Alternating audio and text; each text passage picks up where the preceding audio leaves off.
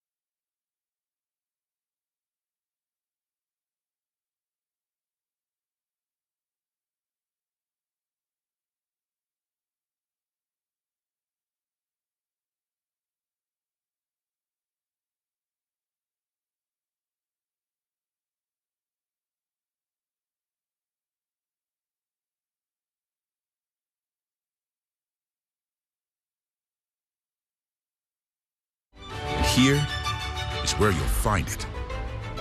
The 2024 Los Angeles Dodgers Spring Training on Sportsnet LA. Dodgers baseball on Sportsnet LA is brought to you by Carl's Jr., where our signature charbroiled burgers are always the star. Scenic Tempe Diablo Stadium, longtime home of the Angels Spring Training Complex. So we get set. Dodgers and Angels for the first time this spring. Mookie Betts back in the lineup at the top of the order. Gavin Lux back in the lineup too. With more on that, here's Kirsten. Thanks, Tim. Well, first I'll start with Mookie Betts back at batting leadoff. Dave Roberts has told us that is where we are going to be seeing him for the rest of the year and playing at second base today. Gavin Lux is in as the DH. Starting on Monday, we will see him make the transition to playing at shortstop, as I've shared with you guys before. Right now for Gavin Lux, while his body and his knee is at 100%, Dave Roberts just wants to kind of play it a little slowly, allowing him to get his legs under him to get him ready and keeping him healthy. Then we also have Teoscar Hernandez, who's in at left field. And from speaking with him, he's told me that the plan for all of these guys, the ramp up of playing the back-to-backs, is going to be starting next week. Teoscar Hernandez, rest of the Dodgers ready to go here on the road in Tempe, just off Interstate 10. Dodgers, Angels, first pitch coming up.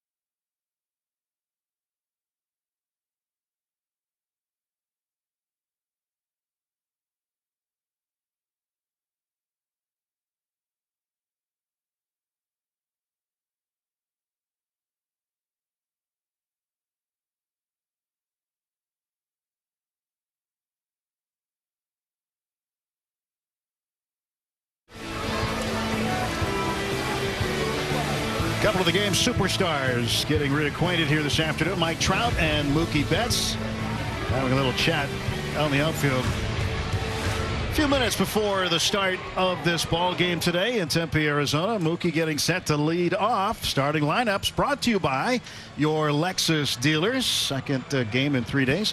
Betts has led off. Get used to seeing him in that spot. James Outman will hit second and play center. Chris Taylor over at third base today. Then Teoscar Hernandez will clean up. Austin Barnes will hit fifth and catch. Gavin Lux, the designated hitter. Andy Pages is the right fielder today. Trey Sweeney, good-looking young shortstop, starting today, batting eighth. And Kevin Padlo had a home run in the opener 2 days ago against the Padres, will bat ninth. And there is Victor Medeiros. First time he's ever faced the Dodgers. 20 starts in Double-A last year. A 4-9 record. The Angels pretty high on this guy, and they're hoping that he can have a good showing here today and help the big club this season. Well, he had 21 home runs also was allowed in that period of time. He made 3 relief appearances at the big league level. That was against Atlanta, San Diego, and Arizona. They like his stuff. He's just 22 years of age, so he is still blossoming, but they like what he has, and they just need a little bit more consistency. When they come see Angels games, this is the guy they like to see, Mike Trout. They want to see a healthy Mike Trout this year. Last year, Trout missed 82 games, half the season, and hoping to stay healthy this entire season to try to help the Angels win some ball games. Mookie Betts, just Just about set to go. Did not have a hit in the opener against the Padres in Peoria 2 days ago. Didn't play yesterday. But he had a couple of walks, reached base twice. Dave Roberts saying the other day, one of the big questions I think from the press has been, okay, what's the batting order going to be? At least the top of the batting order. And Dave was pretty much committed to saying you could see Mookie Betts at the top. Plan on seeing that. Freddie Freeman was asked yesterday about where he fits in, and he won't commit yet, but he said next week the three of us will be in the lineup together and you'll see them. Meaning Betts, Freeman, and Ohtani. Yeah, but he was not going to spill the beans on when Ohtani is going to be the lineup. He knows, but he was not going to disclose it. Right. So here comes Mookie. Facing Medeiros for the first time. Dodgers in their spring training blue jerseys. Road gray pants. We're underway with a strike. 74 degrees. Very pleasant today. First pitch came at 110. And Mookie a swing and a miss. No balls and 2 strikes to Betts.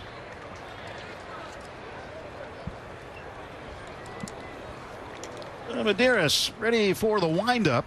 And the 0-2 to Mookie Betts. Struck him out on 3 pitches. Well, that doesn't happen too many times during the regular season as well. The Medeiros we talked about, well, they want more consistency, in particular throwing strikes. That's exactly what he does. The first batter he faces this afternoon.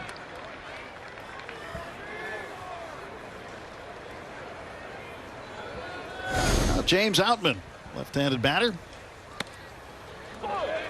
Takes a strike. Calling the balls and strikes today is Lance Barrett.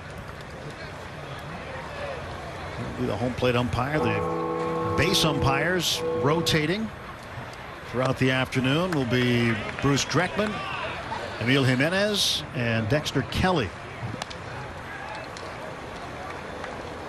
Jimenez and Kelly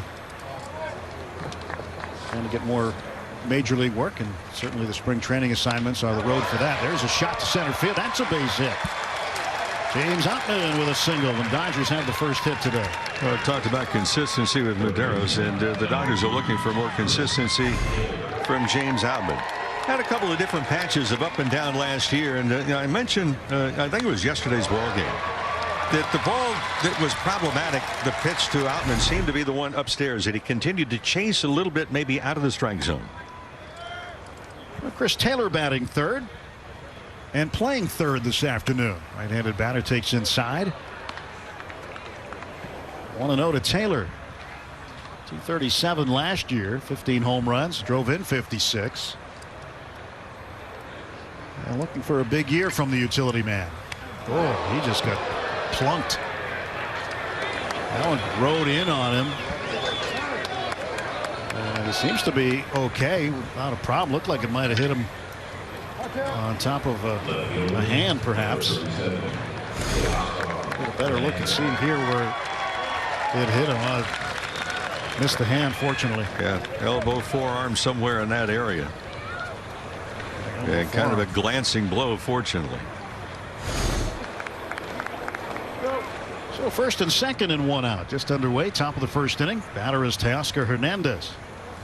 Facing Victor Medeiros. Out of the stretch, the pitch. Right down the middle for a called strike. Crazy game. We talked about Medeiros. They wanted more consistency throwing strikes. So he gets Mookie Betts on 3 pitches, and the third batter he hits him. Yep, funny game, isn't it? Not a lot of consistency. And that's what you're looking for. Wow, and snapped right over the outside corner and a called strike. If that's going to be a strike all afternoon, this game's going to be played very rapidly. Those on the TV side, you be the umpire. It's not a strike in spring training, won't be during the regular season. And Hernandez chases one down and away. He strikes out on 3 pitches, 2 down. Well, that's the problem as a hitter. When you have a call that goes against you, and all of a sudden, instead of a 1-1 count, now you're 0-2. And you have a tendency to still be frustrated when the next pitch is made as well out of the strike zone. What kind of a wacky first 4 batters that we've seen in the ballgame. Strange. Austin Barnes facing Medeiros. Barnes working today, a hop, skip, and a jump from where he went to college at Arizona State. Same with Rick. Where did he go? Arizona State. You've heard of it. I know you've heard of it. In fact, just beyond the center field fence. A couple of miles, the campus. Barnes pops it foul right side, now to play. Don't they have a statue of you over there or something? No. It was a dirt mound. They said this is good enough. This is it. I will say one thing is that the Buttes down the left field line. Now there's hotels are there, different things. It used to be the site of Friday night and Saturday night, well, get-togethers. I know, you've told me all about it. Pitch inside to Barnes. That's where the old Arizona State Sun Devils hang out after dark. Yeah. This stadium, of course, was not there, nor was anything else in this area. 2-ball, 1-strike pitch to Barnes. He hits this one in the air to left center field. Ranging over is Taylor Ward. He'll make the catch. And that'll do it for the Dodgers in the top of the first inning. Angels coming to bat against Tyler Glasnow, who'll make his Dodger debut.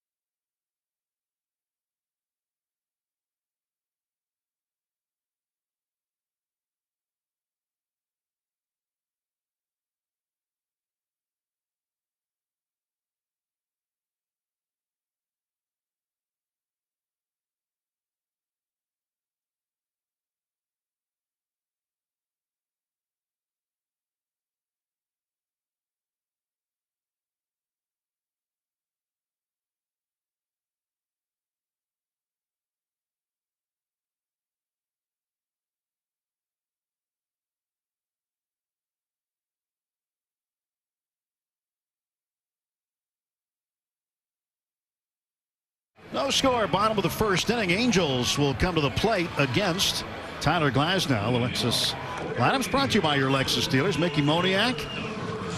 And then Nathan Shonowell is a very good prospect and might see a lot of big league time this year. Mike Trout. Michael Stefanik on his birthday today. Taylor Ward. Brandon Drury. Logan O'Hoppe doing the catching, hitting 7th. Joe Adell in right field. And Zach Neto, the shortstop, batting 9th. So here is Mickey Moniak. New manager Ron Washington says probably will be the leadoff hitter, and he leads off with the first pitch, single to center. Didn't waste any time. He went right after Glasnow. First pitch, the Angels have a runner aboard. For Glasnow, we mentioned a pregame show. He averaged last year, to be technical, 96.4 miles an hour. But the big devastating pitch, the slider.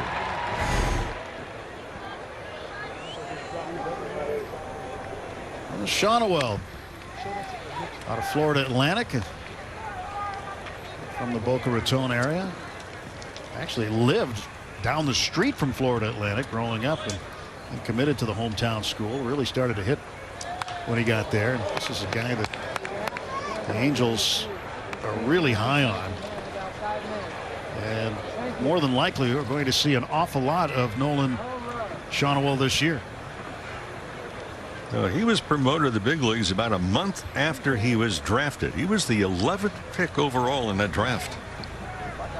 Well, Glasnow out of the stretch delivers, and a hard hit ball up the middle. That's a base hit to the right of second base. Moniak touches second. He's on his way to third, and the Angels have runners on the corners and nobody out.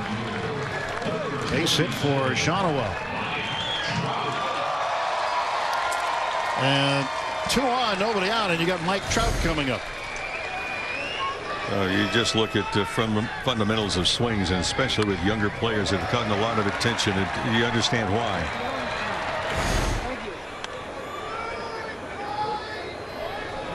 First and third. Here's Trout.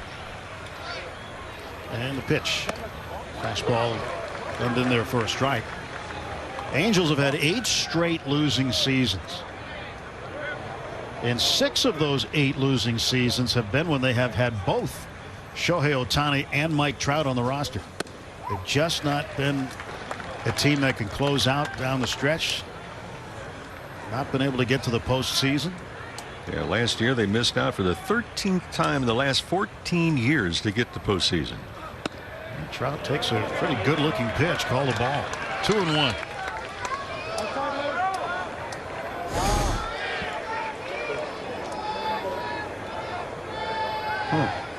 Bell high, and it was high. I guess. Looked pretty good. That one definitely high. The next offer. I'll tell you what. Glasnow can really rush that ball to the plate. Drafted in 2011 by Pittsburgh. Came up through the Pirates system. Oh, right past a swinging Mike Trout for strike 2. 3-2. When you talk to hitters that have faced Glasnow, and you ask them about their stuff, a lot of them say nasty. Here's the payoff. Popped up right side down the line. A long run over toward the line for Andy Pages. He'll make the catch. And the runner Moniak bluffs from third. Throw into the cutoff man Padlo. Oh, here's Mookie Betts. He sneaks in behind the runner at first, and they got him. Mookie Betts came out of nowhere and surprised Nolan Shawnoel. And that turns into a double play. Straight scoring 9-2-4. So we talked yesterday about fundamentals. What's the base running? What's the backup? What's the cutoff and relays? Well, this, you talk about artistry in just having a sense of what to do, where to go. First of all, a good throw by Pages. Hits the cutoff man, and Mookie Betts on the move. They alertly see him, and what a double play. 9-2-4. The intangibles of a player. I'll tell you what, if you're a young second baseman, watch that play by Mookie Betts on the relay. Well, every play, that's amazing. Every ball that is hit, there is some responsibility that you have regardless of your position. Michael Stefanik will take high for a ball. Stefanik, the third baseman. 9-3-4. Yeah, you don't want to stand out in the field and do nothing. And Mookie, just by moving his feet, contributing. Heck of a tag, too, where he caught the ball, made the catch of the tag in the same motion. That is a big-time play. So Moniak, the runner at third, 2 down, and the pitch to Stefanik is outside for a ball. Count goes to 3-0 on Michael Stefanik with Taylor Ward on deck. Well, with Mookie Betts, if you put him on a horse, I don't know how well he'll play the game of polo, but everything else, it looks like, well, it's in his back pocket, and he's got it. 3-0 high, ball 4. First walk for Glasnow. Well, Glasnow comes from a high school that has produced a lot of good pitchers. Mark Pryor coming out to talk to him right now. Of course, Tyler from there. Trevor Bauer went there. James Shields went there. Going all the way back to Bob Walk. Bob Walk from Newhall, California. Went to Hart High School in Santa Clarita.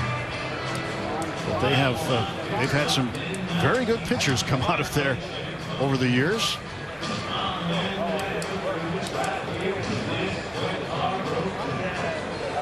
He's 30 years of age, but right now trying to get on track. He's made 15 pitches, but only 6 have been in the strike zone. If you look at his delivery, I mean, he is very much right over the top. Expect to see 2 innings out of him today. Facing Taylor Ward. Breaking ball up high. No score early going. Bottom of the first. 2 on and 2 out for the Angels. Right-handers 164 against Glasnow last year. This one slapped in the air toward right center. Andy Pages on the run toward the gap. He hauls it in. And it's a scoreless first for Tyler Glasnow. We go to the second inning in Tempe. It's the Dodgers nothing, Angels nothing.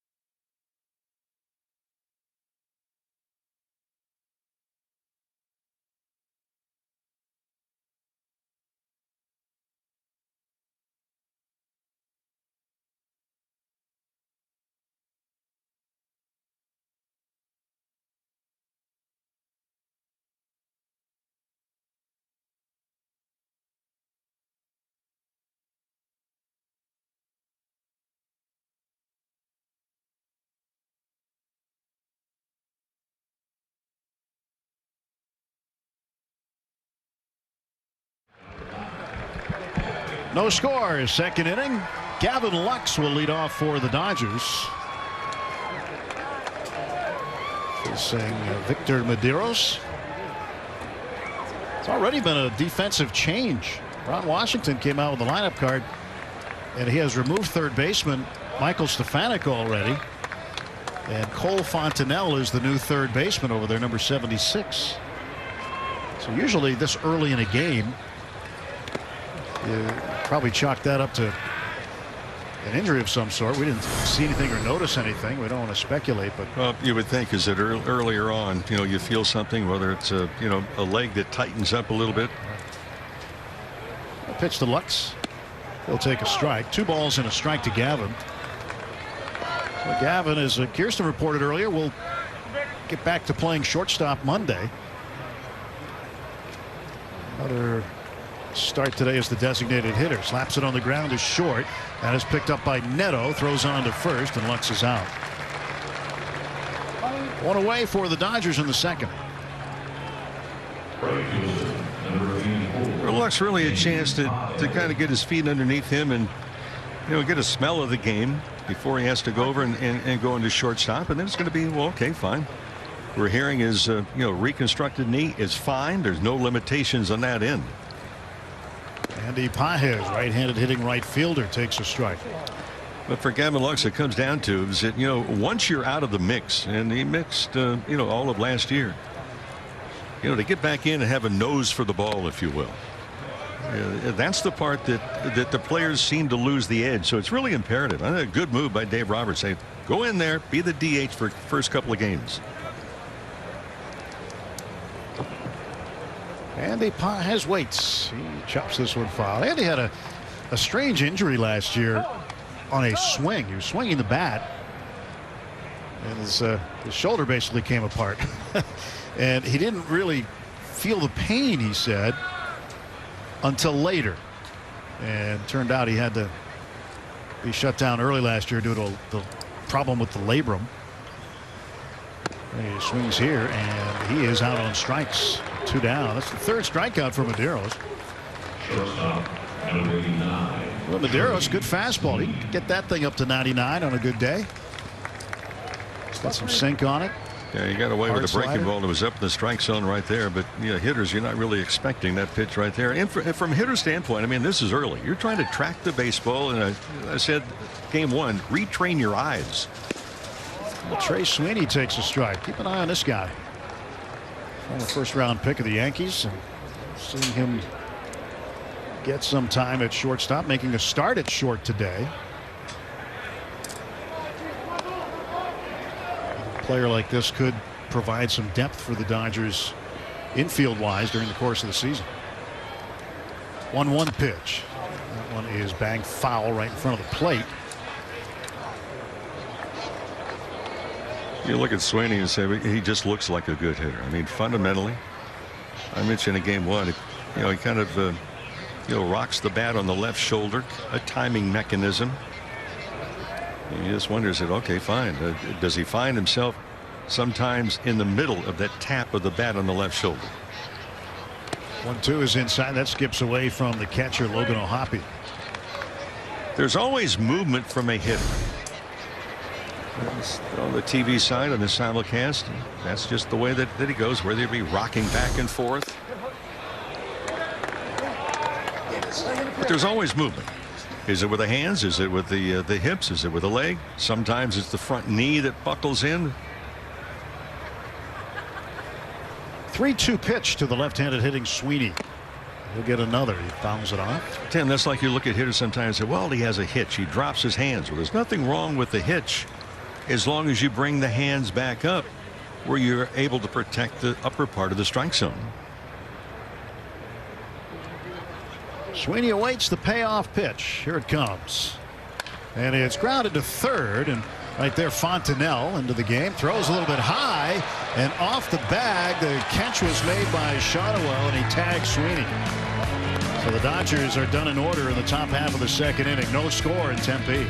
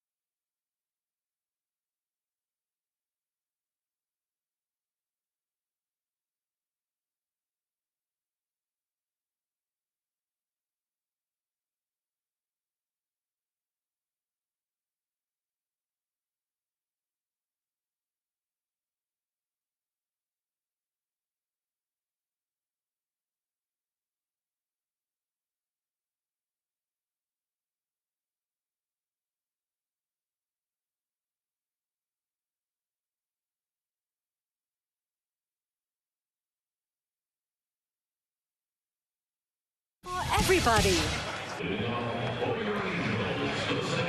Watch MLB.tv and stream 250 plus spring training games and every out-of-market game live or on demand. Blackout and other restrictions apply. Visit MLB.tv for details.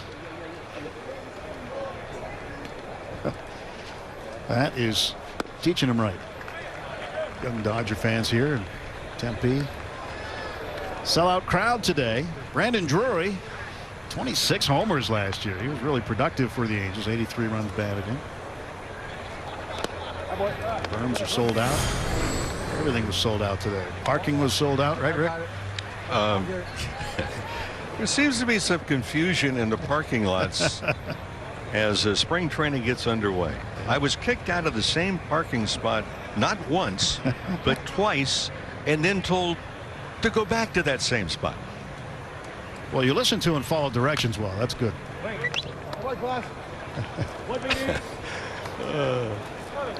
It's a good trait.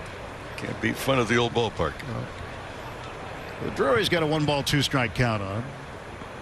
I mean, look at the home run hitters last year. Drury was just behind Shohei Ohtani, who had 44 in his American League MVP campaign. There's a hot shot down to third off the backhand of Taylor, and Sweeney will have to chase it down in the outfield. That ball was smoked down to third by Drury, and that'll be a hit. Boy, that's a self-protection play down at third base by Chris Taylor. He saw that ball, the line drive, hooking from his left to his right. Well, that's the ball you stay in front of. You'd be having soup through a straw for about a week. Ball just a little in between. Logan O'Hoppe, right-handed hitting catcher, now batting, takes a strike. We'll look for a few curveballs out of Tyler Glasnow. This figures to be his second and final inning today. That was a big pitch for him last year. Delivers a strike, and it's 0-2. Opponents hit only .095 against his curveball last year, 10 for 105, and he drew a lot of swings and misses. 52+ % of the time he got a swing and miss on his curveball. Well, that slider got a lot of swings and misses too. The other part too is that with Glasnow, if you go back to last year, first pitch strikes, he was like clockwork last year. There's a swing and a miss, and out on strikes is Logan O'Hoppe, one down. Speaking of strikes, last year 69% of his first pitches were strikes in that first inning. Just one of the 5 batters, and that was the first pitch he threw in the ball game to Mookie Betts that reached the strike zone.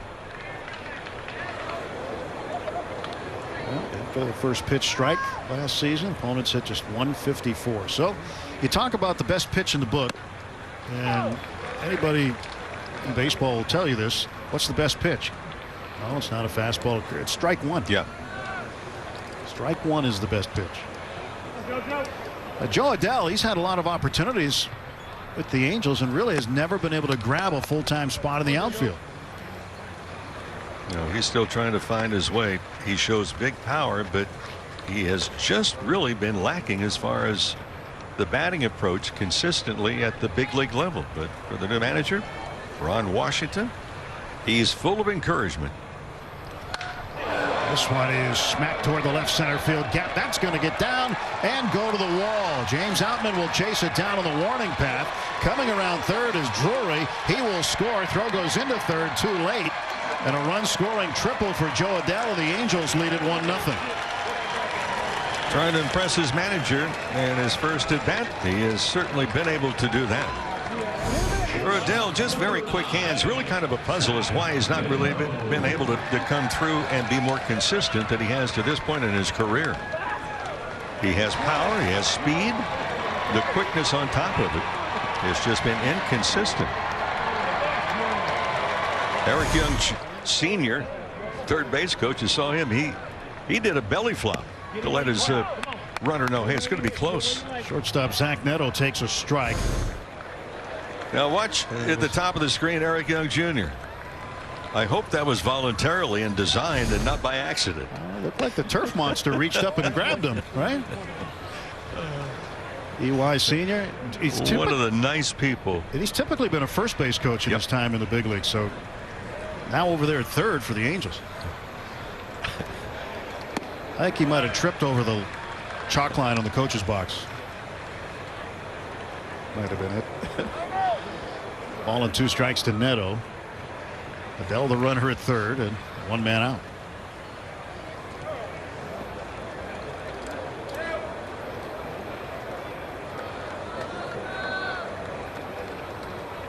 Glasnow's pitch.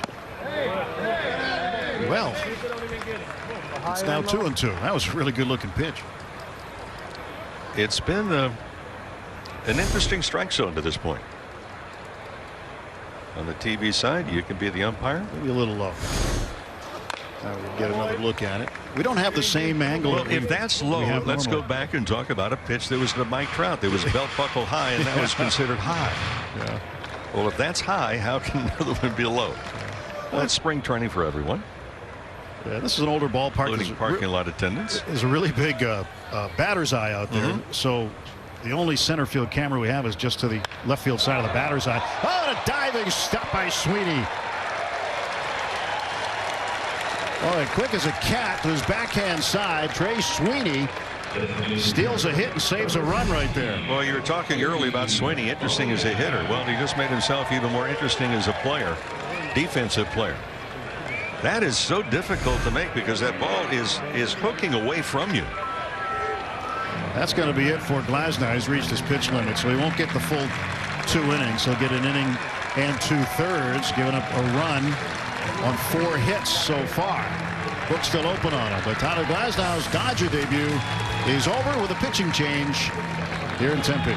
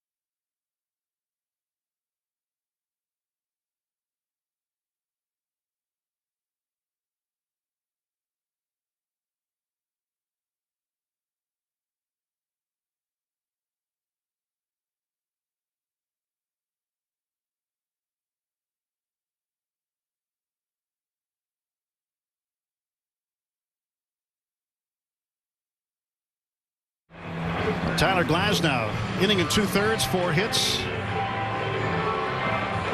1 earned run so far, 1 walk, 1 strikeout, 34 pitches. So right around where they want to get him out after this stage of the game. Usually 2 innings, 30 pitches around there, but they let him go 34. And the new pitcher is Ben Harris, left-hander coming on over from minor league camp. And he is facing the top of the order, Mickey Moniak, the designated hitter who singled in the 1st inning.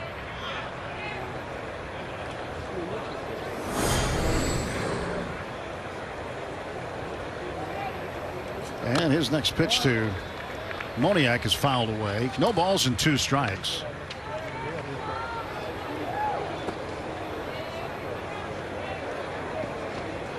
Ben Harris, Double-A last year. Yeah, swing and a miss. He takes care of business, striking out Moniak. And that ends the Angels' 2nd, where they get a run on 2 hits. They leave a man.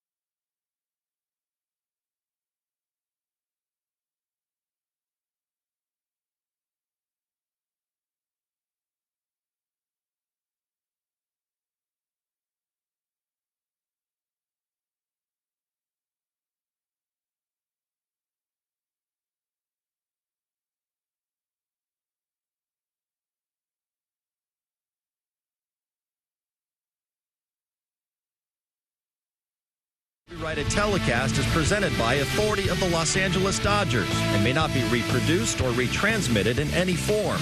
And the accounts and descriptions of this game may not be disseminated without the express written consent of the Dodgers.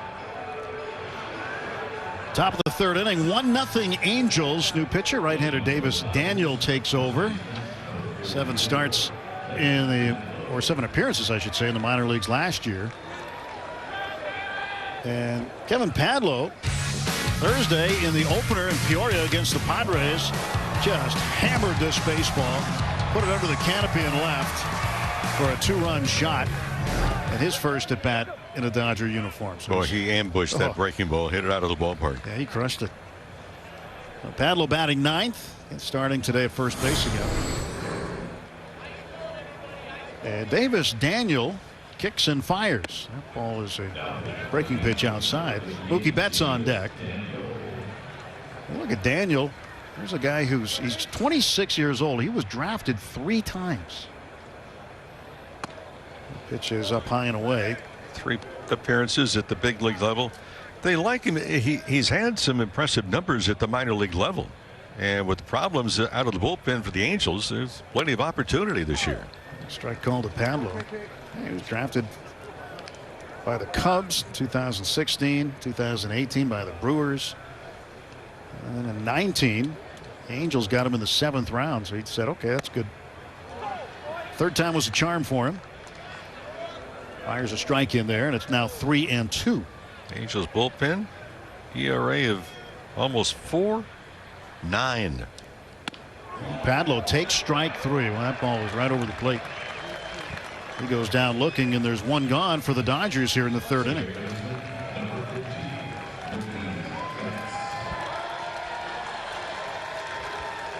Mookie Betts, 0 for 1, strikeout victim. Saw 3 pitches and went down swinging in the first. And now sees a strike here.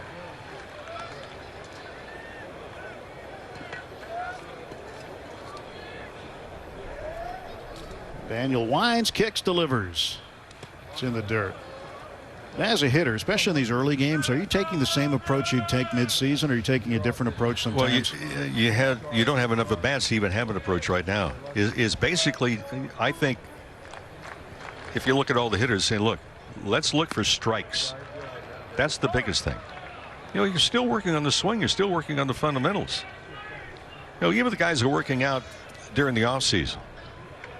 For those that travel, okay, if you park your car at the airport or train station, wherever it might be, go on a 2-week vacation and you come back. Does it feel a little strange when you get behind the wheel of the car and drive?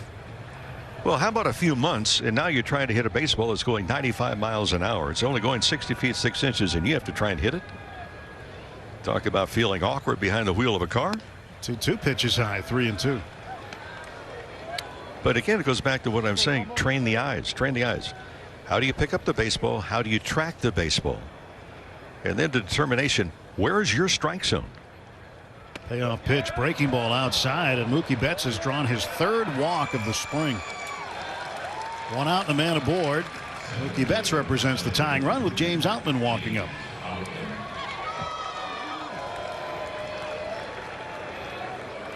Crazy game. Strike out 1 guy in 3 pitches and walk the next guy.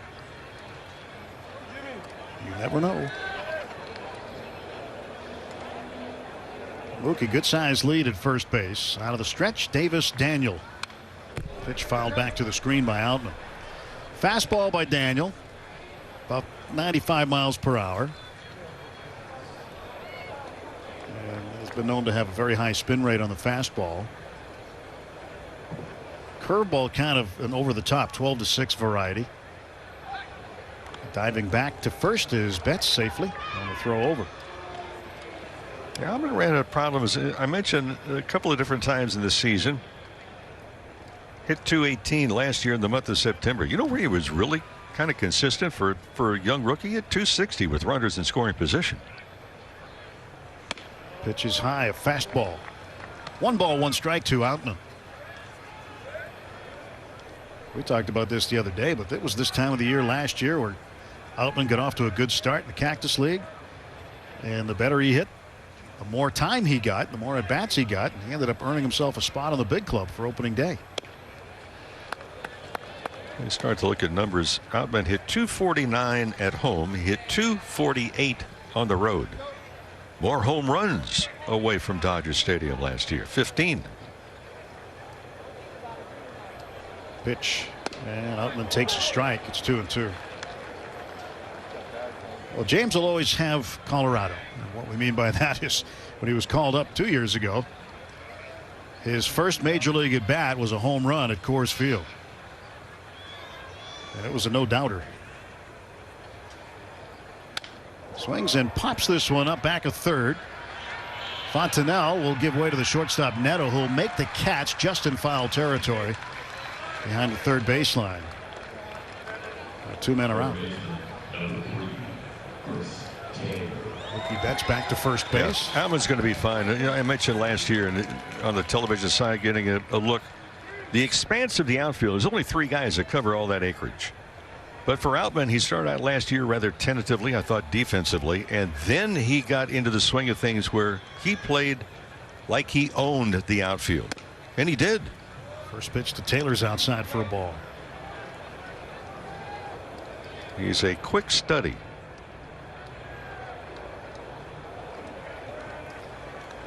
Taylor was plunked his first time up. That's good lead at first. And another pitch outside. Snap throw down there by O'Hoppe. And Mookie Betts dives back safely.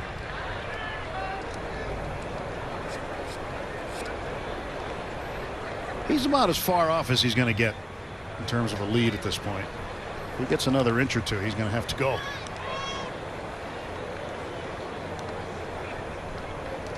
And the pitch swung on, and that is fouled off in front of the Dodger dugout on the third base side. Chris Taylor, sometimes that swing gets a little bit long. Mentioned the other day in Peoria against the Padres, Chris Taylor is going to be a very big guy in this lineup, in particular against left-handed pitching. Daniels' pitch is hit in the air down the right field side, but foul. Joe Adell, the closest player to it for the Angels, but still pretty far away. And the reason I say against left-handed pitching in particular, if you look at Jason Hayward, Hayward had, I think it was 29 at-bats against left-handed pitching, and that was it. Official plate appearances. So that opens up the door for Chris Taylor and someone else to play in the outfield against lefties in particular. Pitch, and that's there for called strike 3, watched by Taylor. Inside is retired. Mookie Betts left on base after drawing his third walk in spring training. 1-0 Angels after 2.5.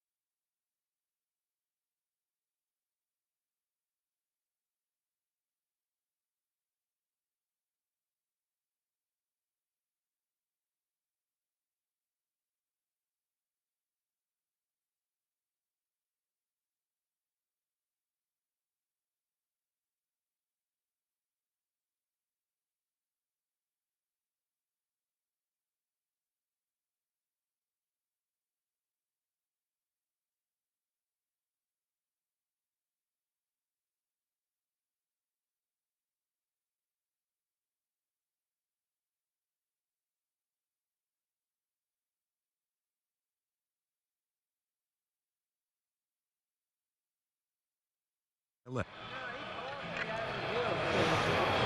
1-0 Angels, bottom of the third inning. Veteran right-hander Daniel Hudson back on top of the hill.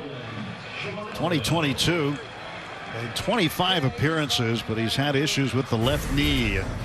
We go back to a night in Atlanta, just did not land on it right and caused him some major issues with the knee.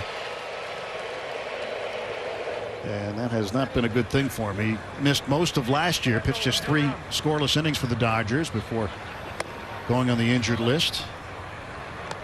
Trying to rehab the remainder of the year. And all reports pretty good so far, though, for Daniel Hudson this year. Shonowell, the first baseman, grounds it to the glove side. Mookie Betts right there, and he'll throw him out. Well, Mookie had to go a long way to get that ball to his left. And makes a very good play. Well, he goes a long way. Of course, we talked about, well, all over the place, and he's already been there. Part of a terrific double play in the first inning. So ranging a long way. By the way, we got an update on Stefanik on why he left, and indeed it was a tightness left quad. Mike Trout at the plate against Hudson, fouls the first pitch back. Trout is 0 for 1. He flied to right field. That ended up starting a double play that was finished by Mookie Betts at first base. Just snuck in behind the base runner Shonowell. For Hudson, that slider, when he is on, it's devastating. He has had a lot of success in his major league career. Well, before that injury, and it showed, it's painful to look at it, even more painful to suffer it. But before the injury, Hudson's slider allowed just a 116 batting average against it. I mean, it was devastating. Just trying to regain the form, and if he can, certainly the Dodgers would love to have him help out of the bullpen. Well, that adds so much depth and the reliability of a veteran that knows what he's doing. Trout pops this one up foul, backing out of play. I mean, the numbers are, I mean, 116 average on the slider, just 5 hits and 43 at bats when he threw the slider. I mean, those numbers are off the charts. Well, last year he had to rehab when he got into some games. He took part in some rookie level games at the Arizona Complex League, also in AAA Oklahoma City. Trout hits one high in the air to right, playable for Pages.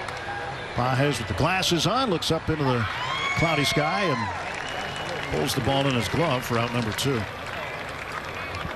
for Hudson, he ended up making 6 starts. You say, well, why is he starting in the minor leagues? Well, they do that so he can get an inning in guaranteed at the beginning of the game. And when you come in the game, you know when you're starting, there's nobody on base to start the game. You get him a clean inning. So the minor leagues are used that way a number of times during the year for rehabbing pitchers.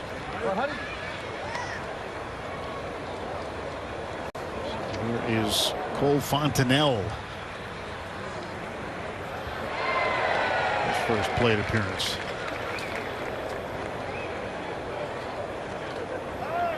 Time called, and Barnes wants to go out and make sure he's on the same page with Hudson. Daniel Hudson has a total of 754 major league strikeouts. He's appeared in 482 games over the course of his career. 61 of those he has started, but most of them, the vast majority of them, he's come out of the bullpen. Hudson's offer outside. 1 ball and 1 strike to Fontenelle. And like the pitchers that throw that splitter, he puts the split grip on the baseball to begin with and then goes into the glove as he comes set. Fouled away to the left. A ball and 2 strikes. And the reason they do that is that you're using such a different grip on the baseball. You know, hitters are looking at everything, and if you start to fool around with the ball in the glove, you see the glove expand. There were some guys that was the read. The glove expands, it might be a split. Pitch in the dirt, skips away from Barnes. It's all 2-2. kinds of things hitters are looking at, Tim. Do you go up over your head in the windup with a fastball and only go up maybe to your nose, your eyes on a breaking ball? There are little tips here and there that sometimes you can garner.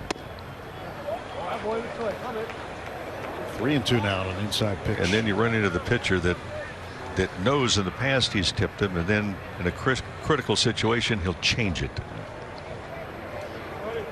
Here comes the payoff. And a foul ball and a check swing.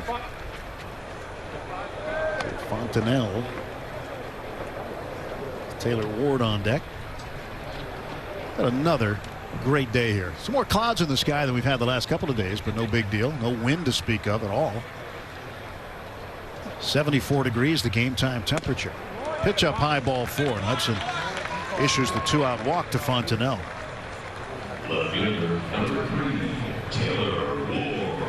Tomorrow the Dodgers back home at Camelback Ranch. They'll take on the Athletics. You see the flags here at the ballpark. Not too busy today.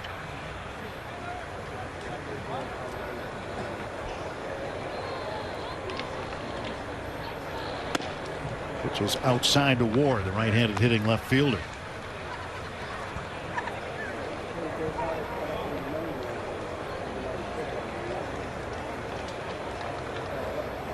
Hudson out of the stretch. Runner at first leads. That's Fontenelle. And here's the pitch. That's outside. And it's 2-0.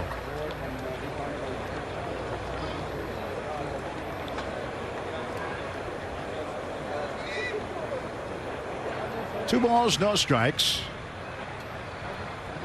Hudson kicks and fires. Gets a swing and a miss. That's a bread and butter pitch for him.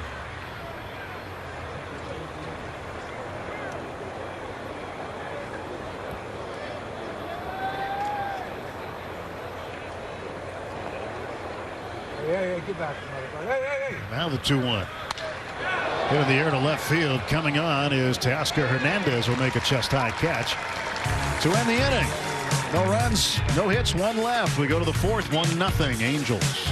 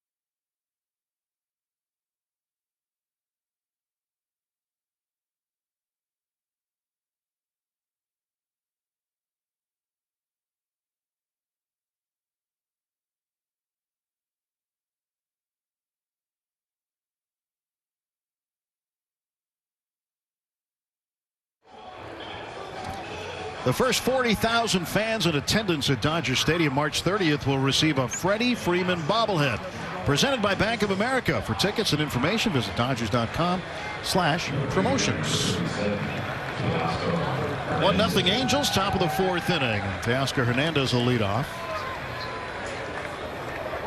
Speaking of Freddie Freeman, off today, and he will play, told us yesterday, he will play the next 3 days in a row. He wants to start getting into that back-to-back mode. Hernandez will take a strike. Teoscar struck out swinging in the first, 0 for 1 today. He asks for time and gets it. Davis Daniel gets ahead of him. Daniel out there for his second inning of work. Some defensive changes already for the Angels. Ron Washington going to the deeper part of his roster already. Mike Trout's out of the ball game. Jake Marisnick is in center. Taylor Ward, the left fielder, is out, and Willie Calhoun is in. And the first baseman Nolan Shawnowell is out, and Hunter Dozier has taken over for him. Hernandez pops it up right side of the infield. And the second baseman Brandon Drury calling for it. He's got it, and there's one away.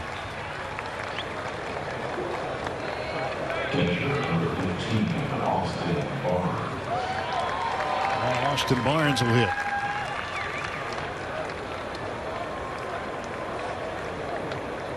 Barnes and then Gavin Lux on deck.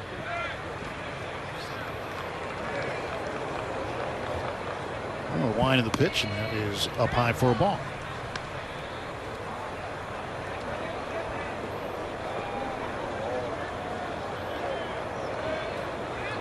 One 0. Barnes hits it down the right side now to play. Well, this was your part of town for a while when you were at ASU. You've been, you spent tons of time here in Arizona. Absolutely. Lived here for a while. Had a business here. 1 missing, 2-1 to Barnes. This place has really grown. Interstate 10 just out beyond the right field fence, and a lot of people here. You know, originally it was the Seattle Pilots that were in this stadium. Breaking ball for a called strike. And this was a factory for shin splints. This was the hardest surface. This looked like playing in a parking lot years and years ago. Why do you suppose the grass was so hard? Well, everything was hard. Even the ground underneath the grass. It just, I don't know if it wasn't watered enough, whatever, but I mean, this was just an extremely difficult place. And if the ball was hit in the air and hit on the ground, it was like bouncing on AstroTurf. Barnes grounds out to short, 2 down. And Gavin Lux 0 for 1. He grounded out to short in the second inning.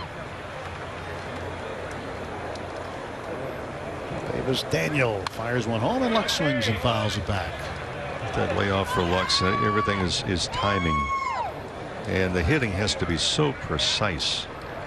But boy, the good news is that there's seems to be no after effects from that surgery.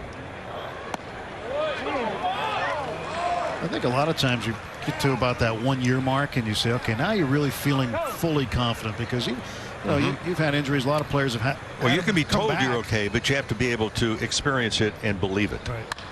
That one's hit up the middle, and Neto behind the bag bobbles it. Lux is going to be safe. Yeah, just watching Lux go down the line, he's showing no after effects of that surgery. He can scamper. He has very good speed to begin with, and hopefully it's not going to be curtailed at all. It'll be a base hit for Lux. Well, you can see him going down the line immediately. So there's no pause. There's no hesitation. Tough play for Neto at shortstop. So watch him come out of the box. He has the play in front of him.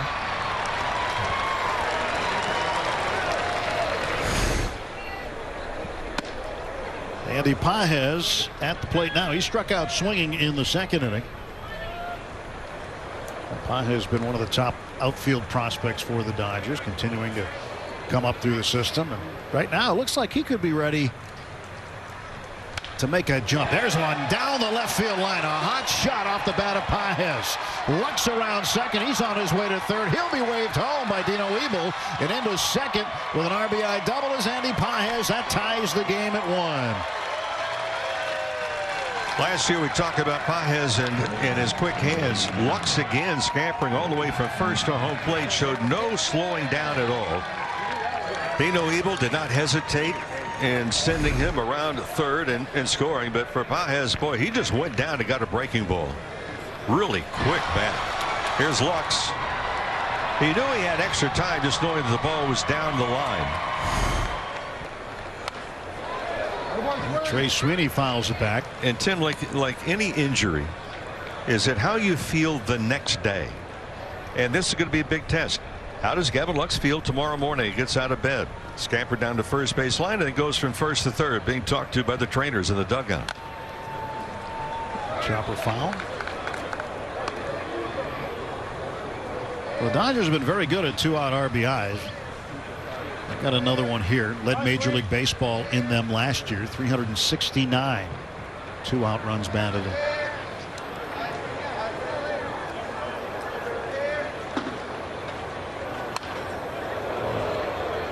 Foul ball hit down past Dino Ebel at third. Dino jumping out of the way.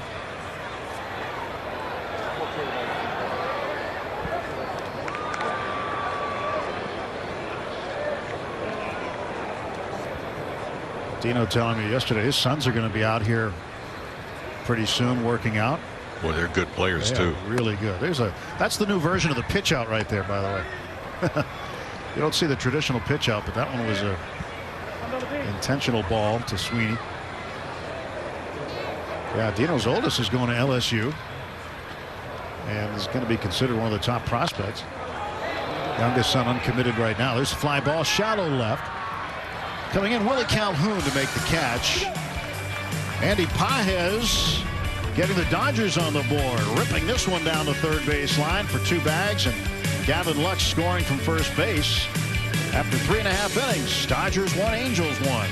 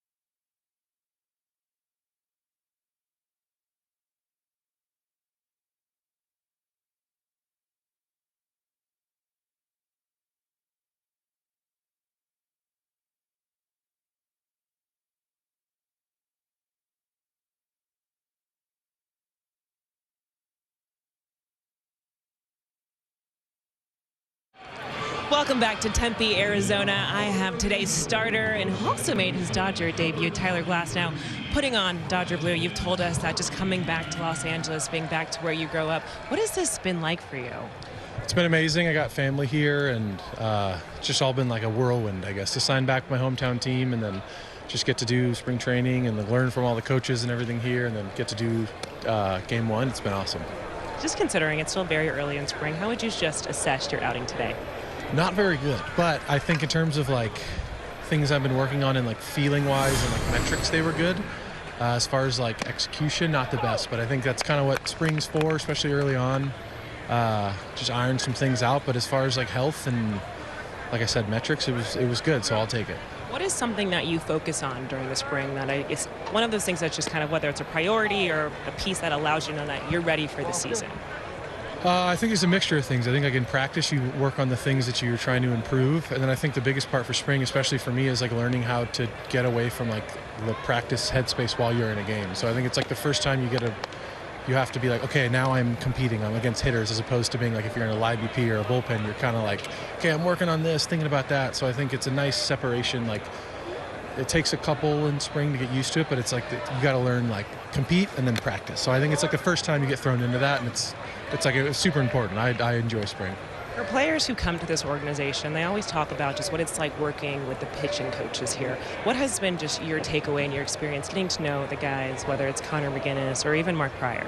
They're extremely experienced, been around a long time. They like complement each other well, you know, Pryor playing and like having like that on-field feel and like a really good pitching coach as far as like cues and stuff, and then Connor's like the brain nerd, kind of like he can mix up everything. So I think it's really cool just to have two pitching coaches and have like things you can bounce off of people, and then like they're both just really good dudes and good people too. So it's like a nice little pitching love triangle, you know. It's nice. Yeah, people use that one. Now when it comes to though just working with the catchers and getting used to working, whether it's with Will Smith today, Austin Barnes, what has that been like?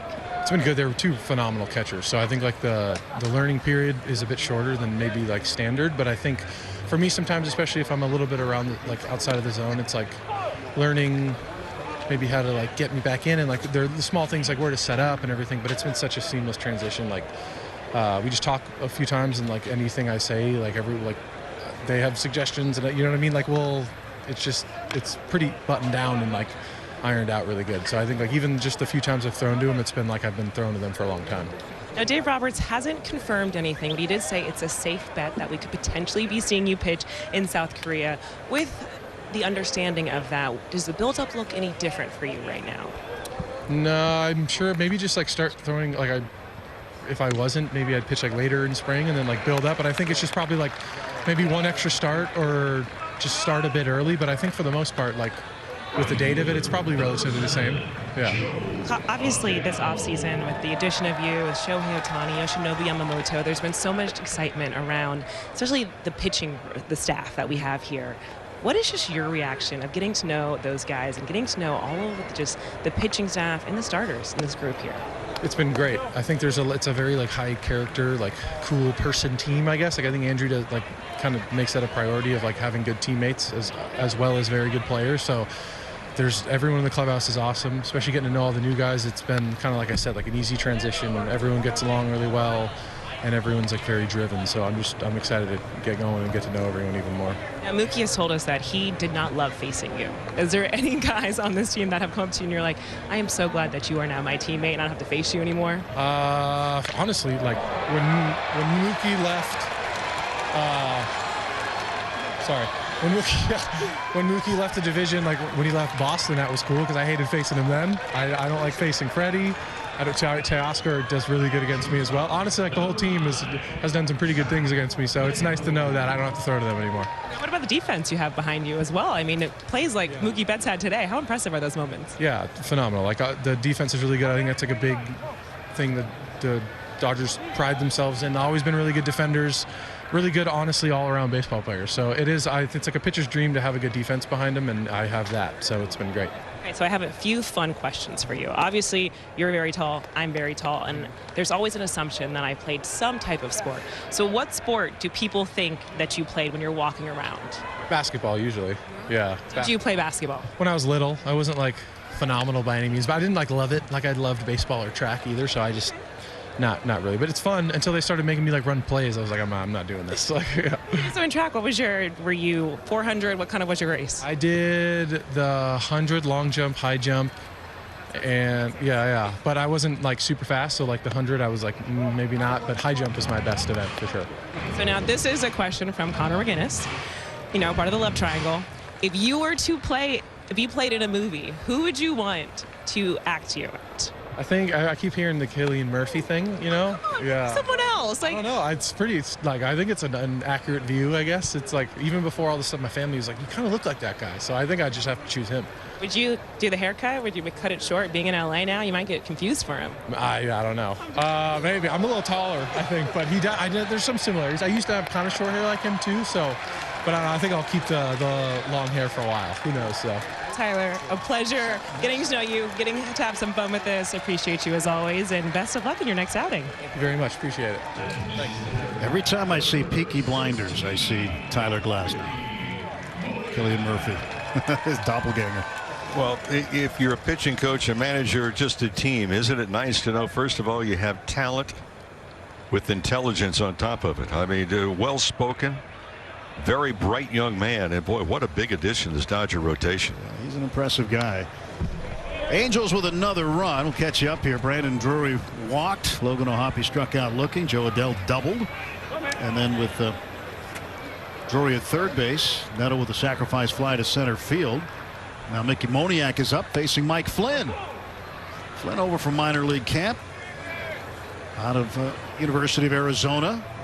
He is an Anaheim guy. Servite High School, and pitching against his hometown team. Moniak fouls it off.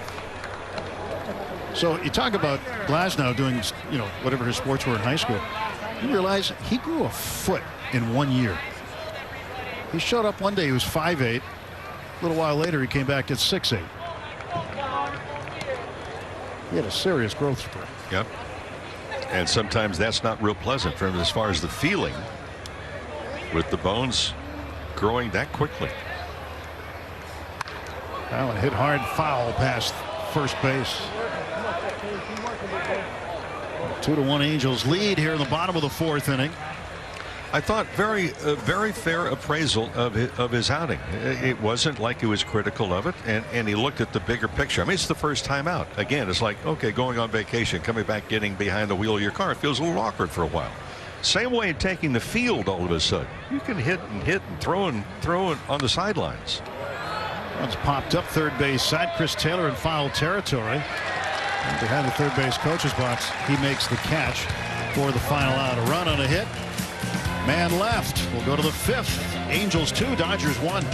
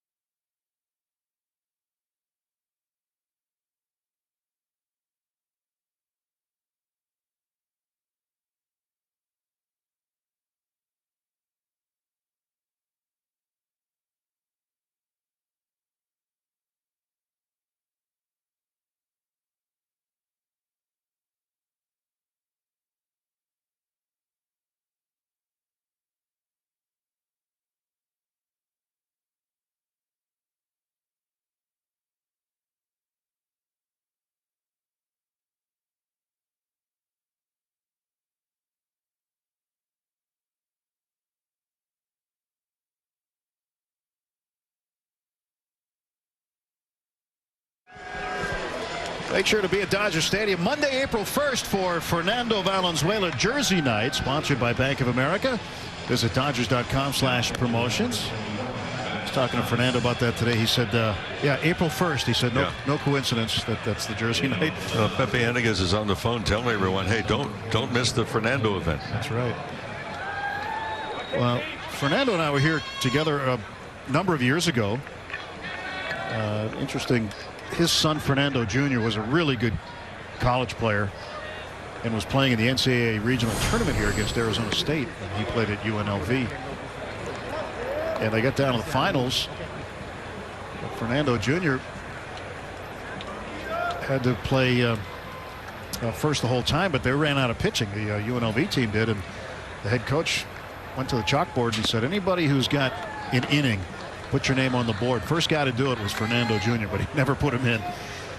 But in that game, interestingly enough, the right fielder for Arizona State was none other than Andre Ethier, and he robbed Fernando Jr. of a home run. And Fernando and I were recollecting that today. Family still has not forgotten. No. Well, Dustin Pedroia was the shortstop. That'll give you an idea how long ago that was, and Tuffy Gosu. And how good a team it was. Yeah, they were really good. Kevin Padlo hits it in the air to right and drifting over. Now Jordan Adams just in the game. Adams a really good prospect for the Angels. And there's a guy that will have a name to remember. Probably see a lot of him in the near future. Padlo is out, one gone, and now Mookie Betts coming up for the third time.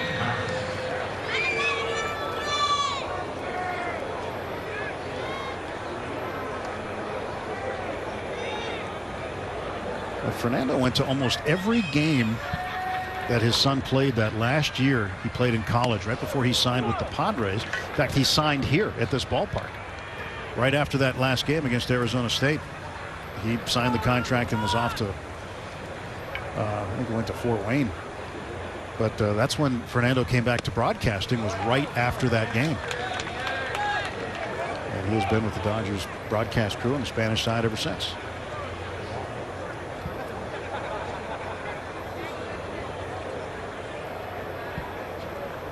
Mookie 0 for 1. Walked last time up.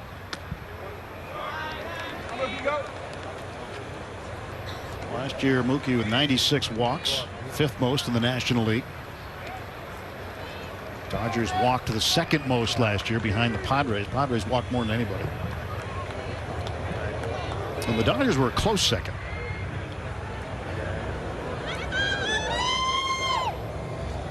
That's got to be part of his game as a leadoff hitter. It always has been, actually. He can be patient at times, and he can draw the walks. Because the job of the leadoff hitter is primarily to get on base. And he can also, even though the leadoff spot count gets in his way, he can also power department. You know, return to sender, address unknown, and do some damage. The pitcher is Gio Zuniga, right-hander. Some other changes we'll tell you about here for the Angels. Washington's been running a different crew out there each inning, slowly replacing the starters. And Mookie fouls it back.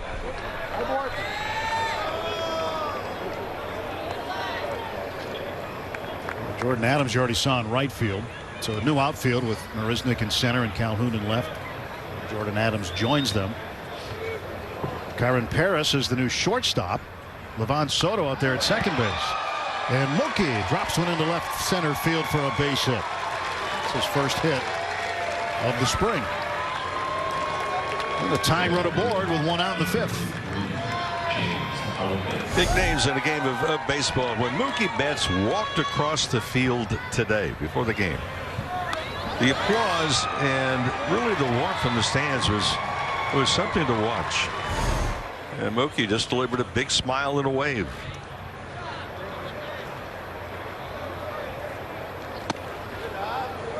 James Outman takes the ball 1-0.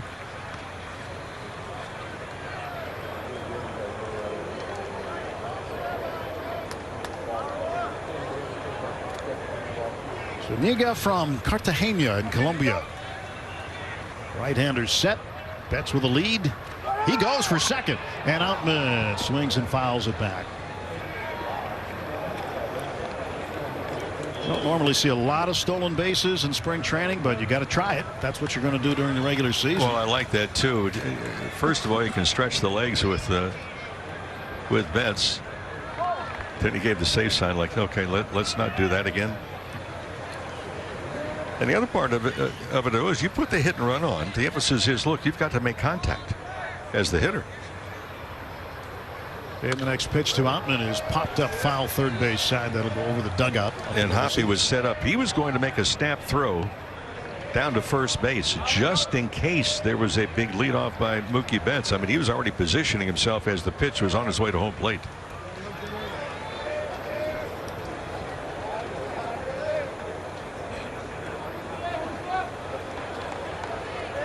Next offer, late throw to first, and Mookie gets back with a right-hand tap.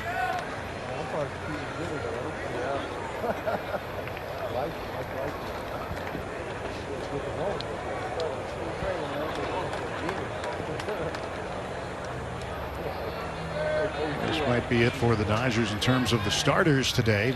We get to the 5th inning. They're getting into their 3rd at bats. Betts goes for second again, and again Outman fouls it back. You mentioned earlier in the first at bat, the first batter of the ball game, Betts struck out, then he walked in the 3rd. And even then, the point that you brought up was the size of the lead that Betts was taking. I mean, you look at it and say, hey, wait a minute. It puts a thought in the pitcher's mind. And again, you only get a couple of throws over, but that's a big lead.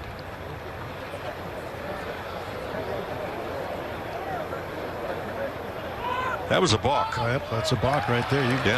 You called it before they did. Yeah, it was a balk. Yes. A slight hesitation. He started to go stop. Wasn't by much. All you have to do is to move an inch. Now watch, he'll flinch. See right there? That's a balk. Started, stopped, and started again. Time run in scoring position now. And Outman waves and misses here. He goes down on strikes. 2 men out. It'll be up to Chris Taylor to try to get Mookie Betts around.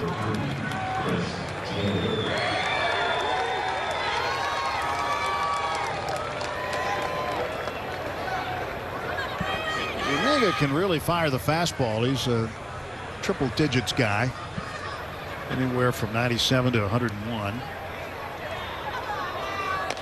Pretty solid fastball there. Swung on, pulled foul past the camera wall on the third base side. Well, Taylor can get the swing back on track and make the contact. You know, we go back a couple of years ago. We talked about Chris Taylor. I think pound for pound hit the ball as hard as anyone in baseball. Pitch outside to Taylor. 1 ball, 1 strike. Angels with single runs in the second inning and the fourth. The Dodgers with a single run in the fourth. 2-1 Angel lead, top of the fifth. Betts at second, 2 down. Pitch to Chris Taylor, the 1-1 from Zuniga. It's fouled away to the right.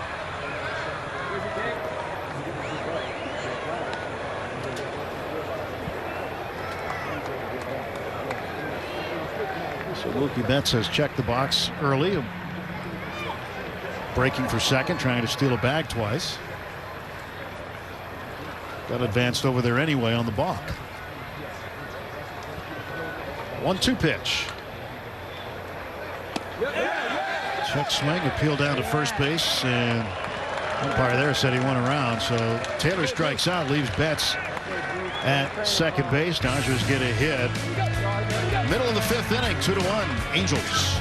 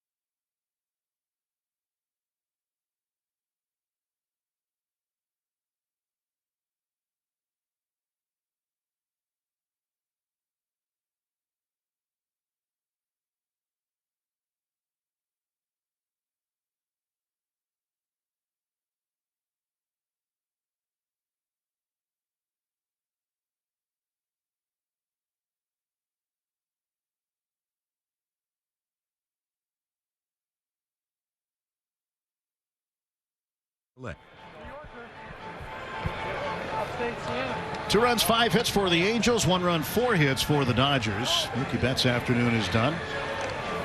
James Outman's afternoon is done. And Matt Gage just getting started. Last year in AAA, 34 appearances and a 4.58 ERA, 1-1.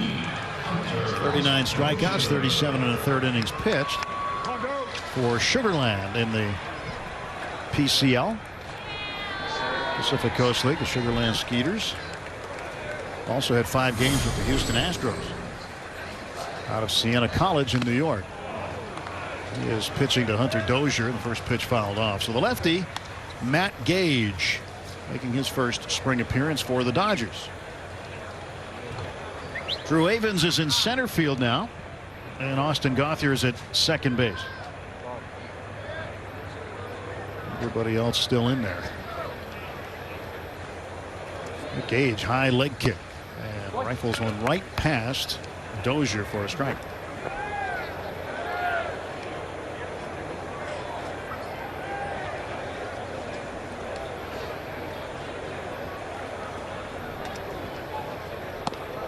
Gage really a veteran of the Pacific Coast League.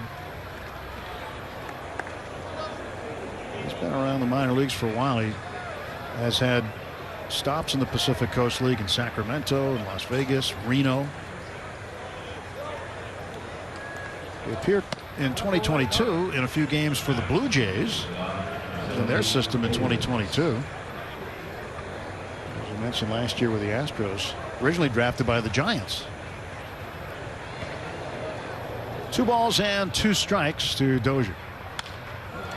Ball is popped up right field. Coming on is a sprinting Pages. He lost the ball. He drops in fair, and standing at second base is Dozier.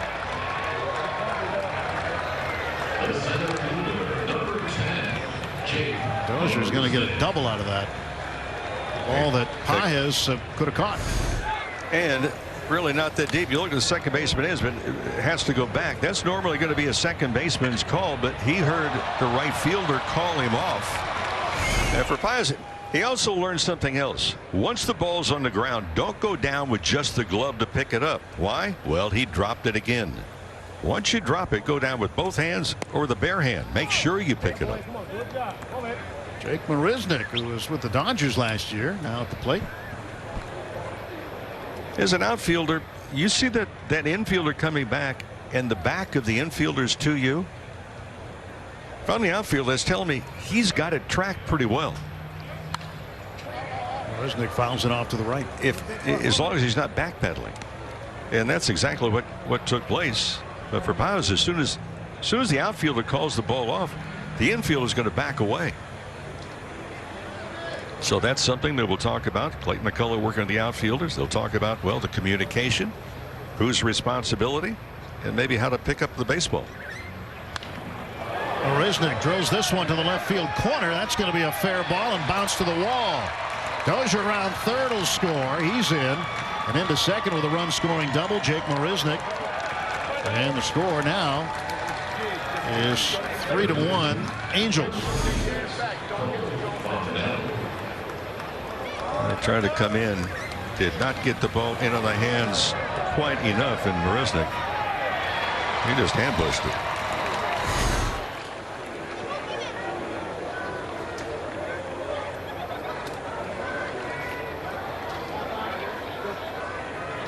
Marisnick, big lead at second. Gage delivers.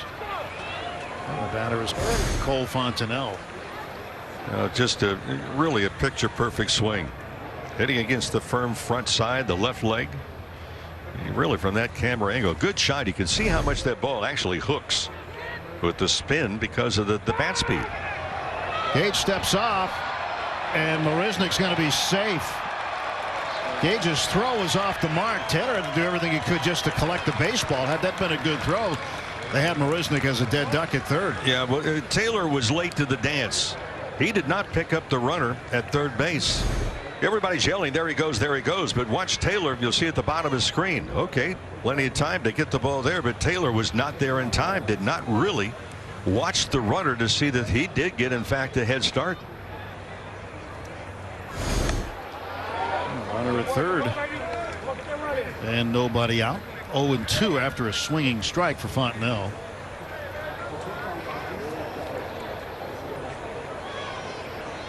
Infield playing halfway all the way around. Chance to cut down a run perhaps.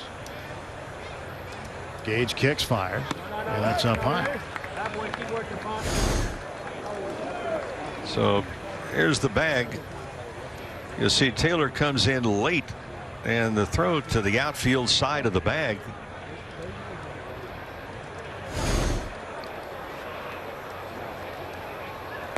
And 2 pitch missing. 2 balls and 2 strikes. So the third baseman, you've got to watch that runner at second base and glance over just to see if he is going to be taking off early. 2 ball 2 strike offer from Gage, and it's a chopper back toward the middle. It'll be picked up by the shortstop Trey Sweeney. Throws on to first and got him by a step. But they traded out for a run there as Marisnick comes in to score on the 6-3 putout. It's now a 4-1 ball game. And the stolen base sets up the run. One of the issues for Gage last year at the minor leagues, and then when he got the call up the big leagues too, was against right-handed batters. They hit .333. Lefties, they struggled. Barely hit at the Mendoza line. They hit .203 against him. Willie Calhoun, left-handed hitter, playing left field. He'll take a strike. By the way, Anthony Rendon not playing today, and for Ron Washington, the skipper of the Angels, saying, look, there's a lower leg issue with Rendon, expecting to be in the lineup next week. Bouncing ball, foul past first. But getting back into the lineup to take that theme song, Anthony Rendon has not been in the lineup a great number of games since he came over with that big contract. You know, he's played just 200 of the possible 546 games. Not a lot of games. They're dealing with injuries and whatnot. And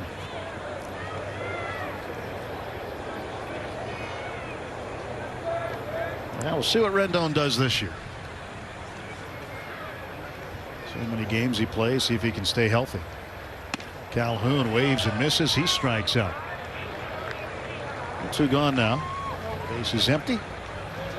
Dodgers down 3 runs, 4-1 here in the bottom of the 5th. I mentioned Ron Washington. There's a guy that, I don't know if you remember this or not. You guys were teammates briefly, I think. 1977. Yes. He was called up to the Dodgers.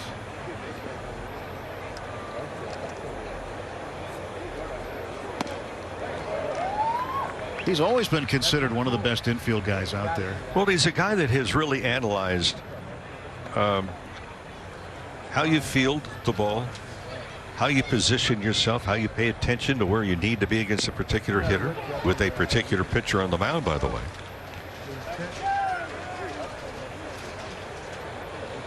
But enthusiasm plus. Former Texas Rangers manager. He was coaching with the Braves most recently. Been with the Oakland Athletics for a while.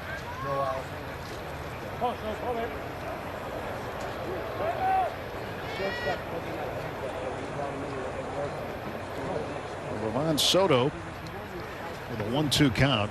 You know, Gage had gotten ahead on all the batters he's faced so far. He kicks and sends another one home, and this one lifted in the air to center field. Waiting for it, Drew Avens. He'll make the catch, but 2 runs come in on 2 hits. Nobody left. And after 5 at Tempe Diablo Stadium, it's the Angels 4, Dodgers 1.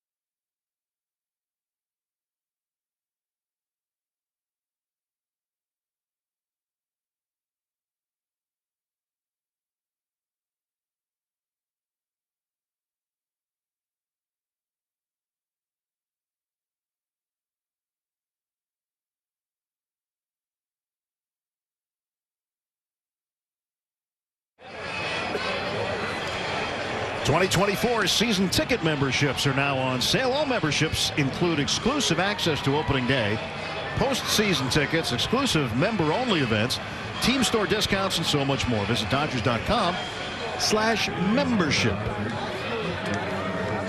4-1 Angels, top of the 6th inning, along with Rick Monday. I'm Tim Never. Kirsten Watson with us on the radio TV simulcast today. And there's old friend Adam Kolarek. Dodger fans, Oklahoma City fans, be familiar with Adam. Ground ball pitcher, and there's a ground ball to right field down the line off the bat of Teoscar Hernandez. He'll round first and head to second with a leadoff stand-up double. Opportunities to go the opposite way. Don't have to pull the ball all the time. He popped out to second base his last time up. And the Dodgers again have a runner in scoring position. That's a tough pitch to hit, first of all, and especially to go the opposite way, down and a little bit inside. And the Dodgers have had traffic on the bases all game, but they're 1 for 8 with runners on base, and so far 0 for 5 with runners in scoring position. Austin Barnes fouls one back for strike one. So Kolarek's got an interesting distinction. Not that it means a whole heck of a lot, but because of rules changes, he can't do this anymore. He was a first baseman in college, University of Maryland. He's the last Dodger pitcher to play first base for the Dodgers. And that happened right before the rules changes, where you have to have the 3-batter minimum. So you couldn't put him over at first base and then put him back on the mound. Started doing that in Tampa Bay. Kevin Cash, the manager of the Rays, did that with Kolarek when he was with the Rays. Did it a little more often there as Barnes looks at strike 3. And Austin sits down. He's 0 for 3 today. Well, I think Austin Barnes might, I say this tongue-in-cheek, he might want to get a rule book. The outside corner to Lance Barrett has been rather generous, and I think Austin Barnes may be thinking, hey, wait a minute, the plate's only 17 inches wide, but a couple of times he's been up there today, it's resembled maybe 23 inches wide. Left on left matchup. Kolarek, the sidewinder, facing Gavin Lux. And he drills in a strike. First pitch.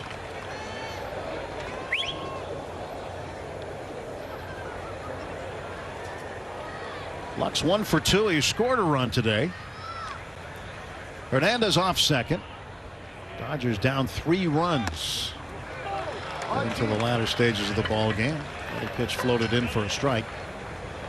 0-2 to Lux.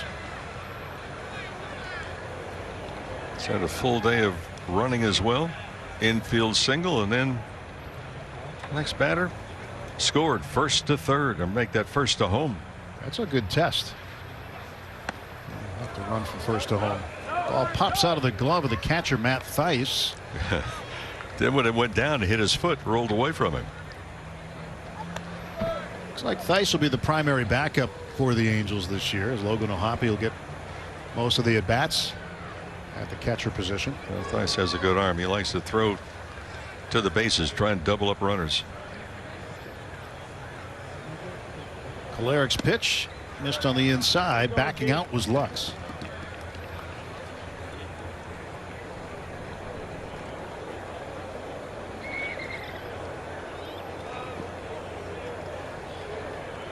Gavin was saying the other day he's just happy to be outside playing baseball again. It's a long time when you have to rehab. He hits a hot smash down to third, but right there to play it is Fontenelle, and he throws along to first to retire Lux. 2 down.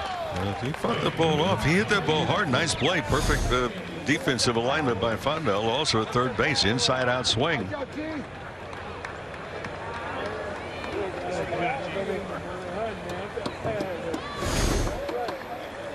He hit the ball hard and went the other way. Always looking for those positives in spring training. Andy Pages, who doubled in a run in the 4th. 1 for 2 today.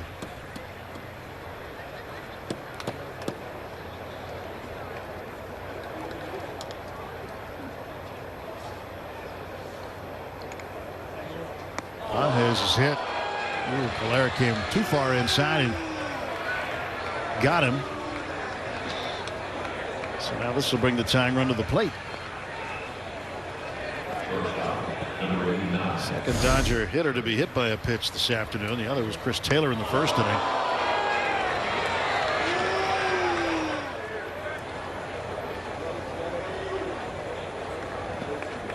Well, there's no good place to be hit, but that one doesn't hurt quite as much as other areas. Got it on the left hip, just above the hip bone, looked like. Trey Sweeney is 0 for 2. Sweeper for a strike from Adam Kolarek.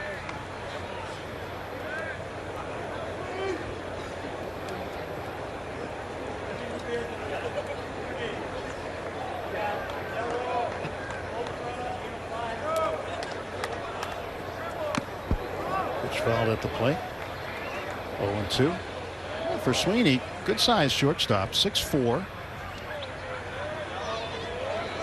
Played in exactly 100 games last year in Somerset with the Yankees and hit .252 there out of Eastern Illinois. A bonus baby, a first-round pick, 2021.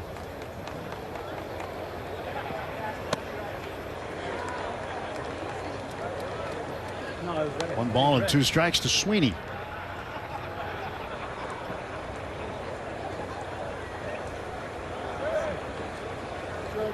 Left-handed bat waits.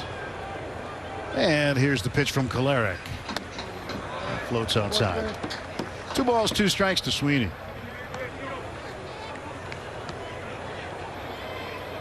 And we talk about the depth that's needed at other parts of the organization. Sweeney looks like he'll be part of that.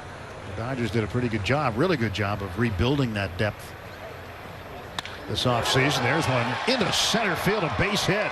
Coming around third is Hernandez. Here comes the throw from center. That's way off line. An RBI base hit for Sweeney. It's 4-2. And the Dodgers finally get a base hit with a runner in scoring position. So they're 1 for 8 in that spot so far in this game. Both runs coming with 2 outs today. Paez stops at second, so now the tying run is aboard for Kevin Padlo. Well, that was an impressive at bat because you're down very quickly, 0-2. Count went to 1-2, and then to get the base hit up the middle to knock in the run. Paez leading at second base. Kolarek sends one home to the right-handed hitting Padlo, low. 1-0. Angel fans know Padlo, Murrieta, California. Started in the Rockies system as a 5th rounder from Colorado in 2014, but he's been around. Strike call 1-1. The Mariners and Giants in the big leagues. Rays as well. And in 2022 he had 3 games with Pittsburgh. 2 on, 2 out. Kolarek deals. Padlo lays off the pitch and a check swing. And a quick note with Sweeney getting that base hit. You know, in Kolarek's career, lefties have hit just $184. Make that 184. Right-handers have hit 309 in his career. So he has been lights out against lefties, but well, not against Sweeney. That's a good test, not just because it's a left on left, but for any left-handed hitter, you got a lefty with a different kind of delivery too. Yes. You're able to handle. Well, that delivery, you want to left-handed batter, you want to say, hey, throw the ball right. You know, Sweeney in the minor leagues last year in Somerset hit 161 against lefties. So that is a big time win today to get that hit off of Kolarek. And now Kolarek goes low to Padlo, and that will load the bases. That pushes the tying run into scoring position. The go-ahead runs aboard. Paez over to third base. Sweeney to second. Padlo down to first. And here comes Austin Gauthier, who took over for Mookie Betts. So Gauthier will come up for the first time. Seen some good things out of Austin already this year. Yeah, Barry Enright, the new pitching coach, Get Ramos ready too, just in case we both of them comes out. He was really a backup understudy to Brent Strom in Arizona. That was the last couple of years before coming over. Good guy to learn from.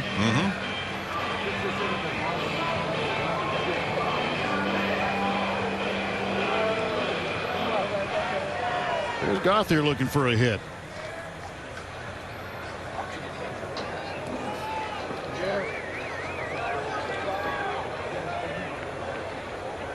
He was part of the Dodgers batting around on Thursday against the Padres. Walked and scored a run in the 6th inning.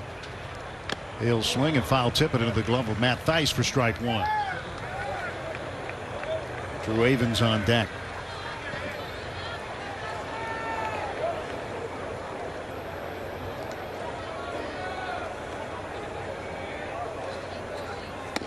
Gauthier takes a strike. And it's 0-2. Well, one guy Gauthier copied, I guess you could say, really watched closely when he was a kid. He was a big fan of Derek Jeter. And as an infielder, well, again, a good guy to emulate. Swings and fouls it off. But Austin says that was his favorite player of all time. Austin's not alone in that category. No, it's a long list. Yeah.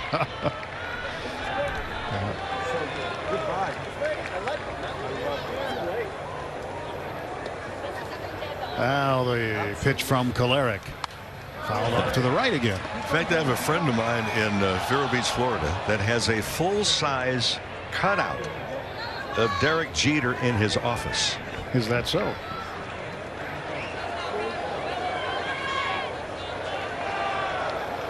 Talk about a fan. Probably a Jeter fan there. It's a good bet. You got the whole New York connection there with the Mets and Yankees. They show up at the wrong park today. Wrong side of the country. Mets in Port St. Lucie, Florida. The Yankees on the other side of the state up in Tampa.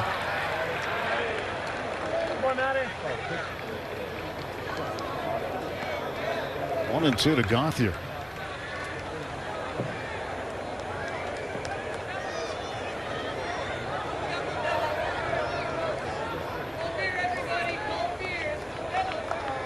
Comes the pitch once more from Kolarek with the bases full, and Gauthier fouls it off.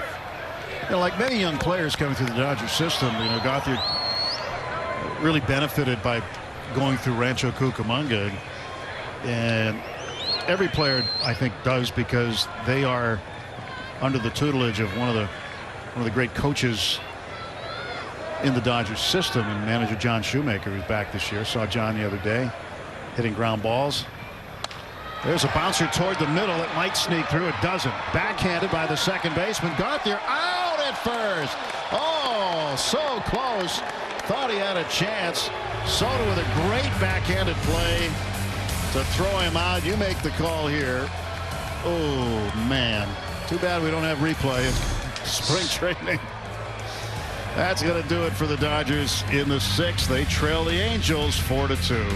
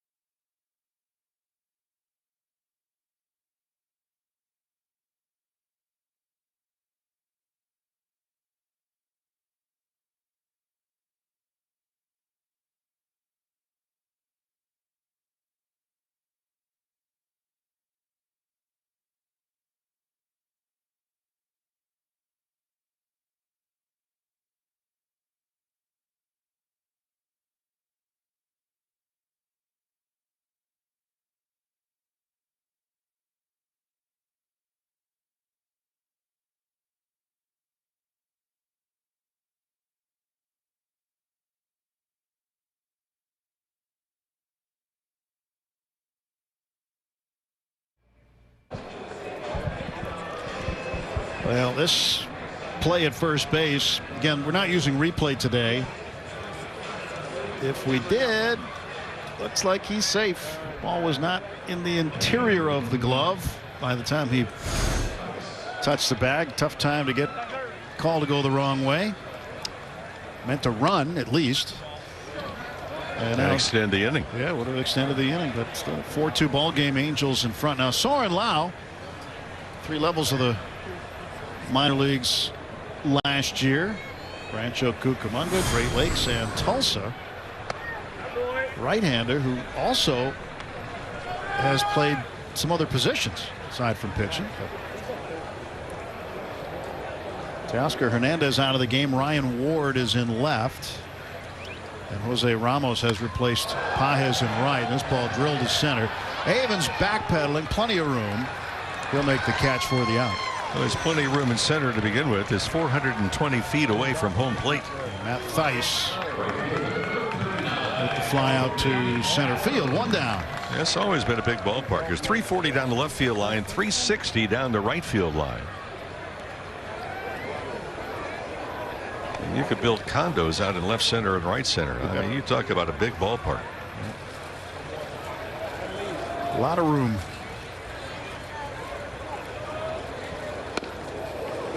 Pitch is inside to Jordan Adams.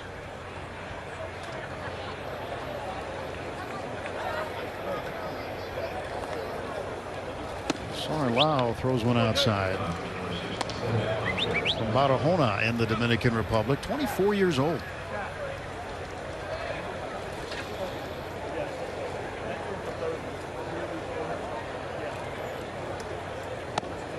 And strike is called on Adams.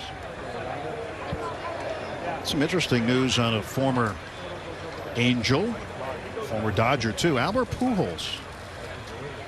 Still works for the Angels. Pitch missing, blown in, 3-1. Albert is going to try his hand at managing this winter. And next winter season beginning after this major league season, he's going to go back home to the Dominican Republic and manage the Escogido squad that he actually played for last year. So Albert's going to give that a shot.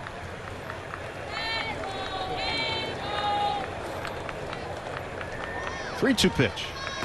And that misses, ball 4. Hunter Fiducia, the new catcher. Barnes is out of the ball game. 1 out and 1 on now for the Angels. Kyron Parrish, the shortstop, get his first plate appearance after taking over for Zach Neto.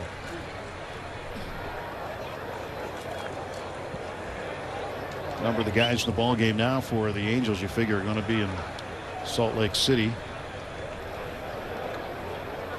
this summer, the AAA affiliate of the Angels. A strike called to Paris.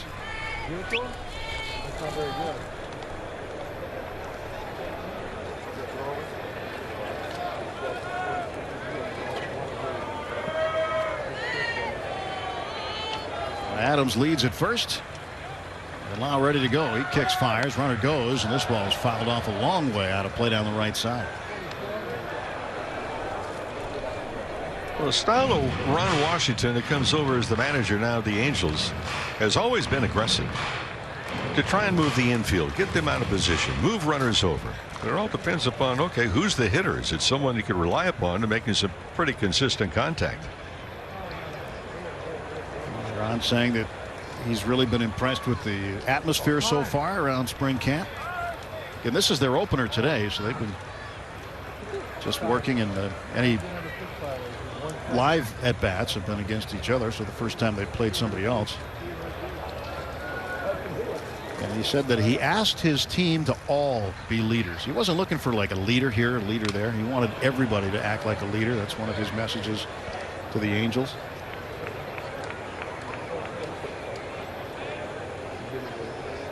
Ron Washington, one of the better known guys around the game. Good to see him get a chance to manage again.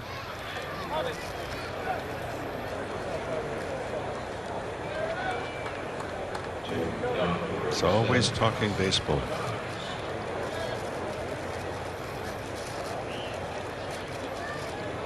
The other thing about a manager, Dave Roberts does this exceptionally well, is to get to know your guys, not just as players. What makes them tick? I think back, that's one of the strong points that Tommy Lasorda had in his Hall of Fame career.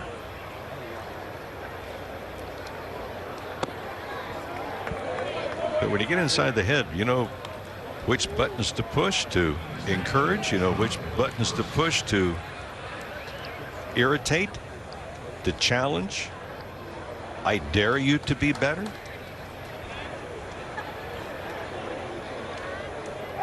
Go to first. Adams back. Adams certainly is a threat to run here. Let's see if the Angels want to try it. 2-run ball game, bottom of the 6th. Angels leading 4-2. And a pitch. Swing, and the runner goes, and just too late at second base. But they do get the strikeout. Paris strikes out, almost had to throw him out, but Adams swipes the bag, so 2 out and a runner at second. Yeah, good jump also. That was not a stolen base off of Fiducia, or really for that matter, off of Lau either. That was just a very good jump at first base.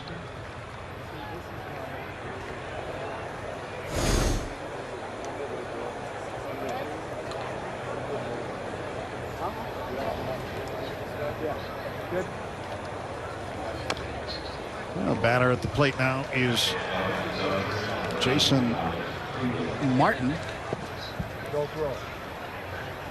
285 in Salt Lake last year. 32 home runs, 107 runs batted in. Those are big numbers for the Pacific Coast League. He's in the DH spot for Mickey Moniak, who left the game.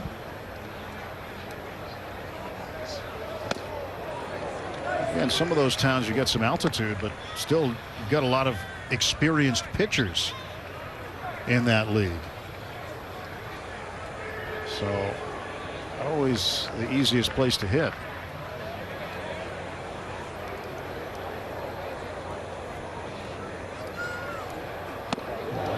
Miss. He got him out on his front foot. He struck him out.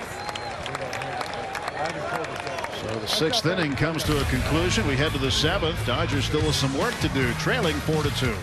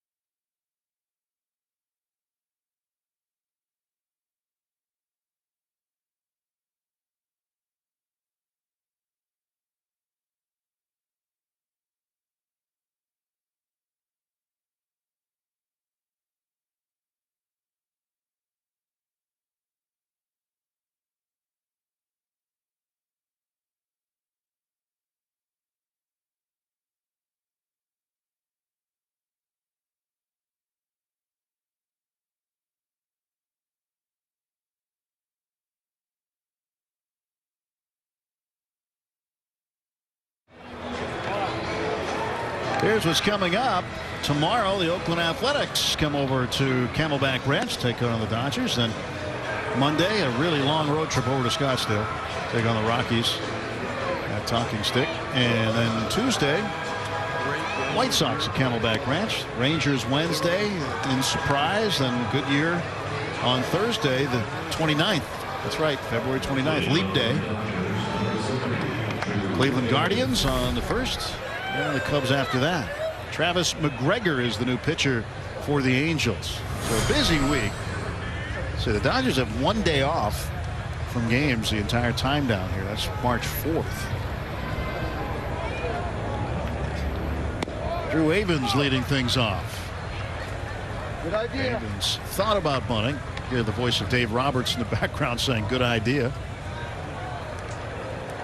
Third baseman Fontenelle playing kind of behind the bag and off the line a little bit. And the left-handed batter Avens fouls this one back. 4 runs on 7 hits for the Angels. For the Dodgers, 2 runs on 6 hits. Avens' first plate appearance this afternoon. And the pitch goes to the backstop.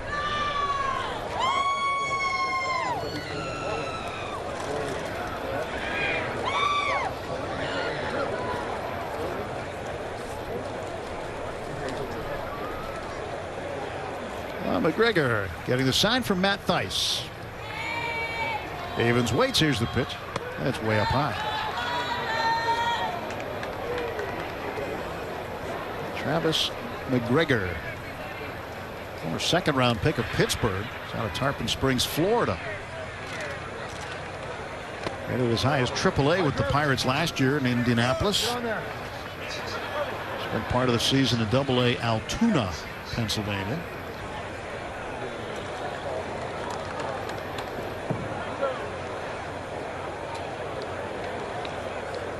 Fastball running up there around 97 or so. Also has a pretty good changeup with a slider. And Avens hits the ball the other way to left over near the line. Willie Calhoun settling under it, making the catch for the out.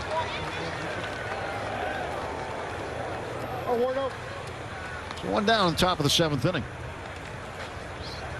Number 60, Brian Ward coming up. Goes into Chris Taylor's spot on the batting order.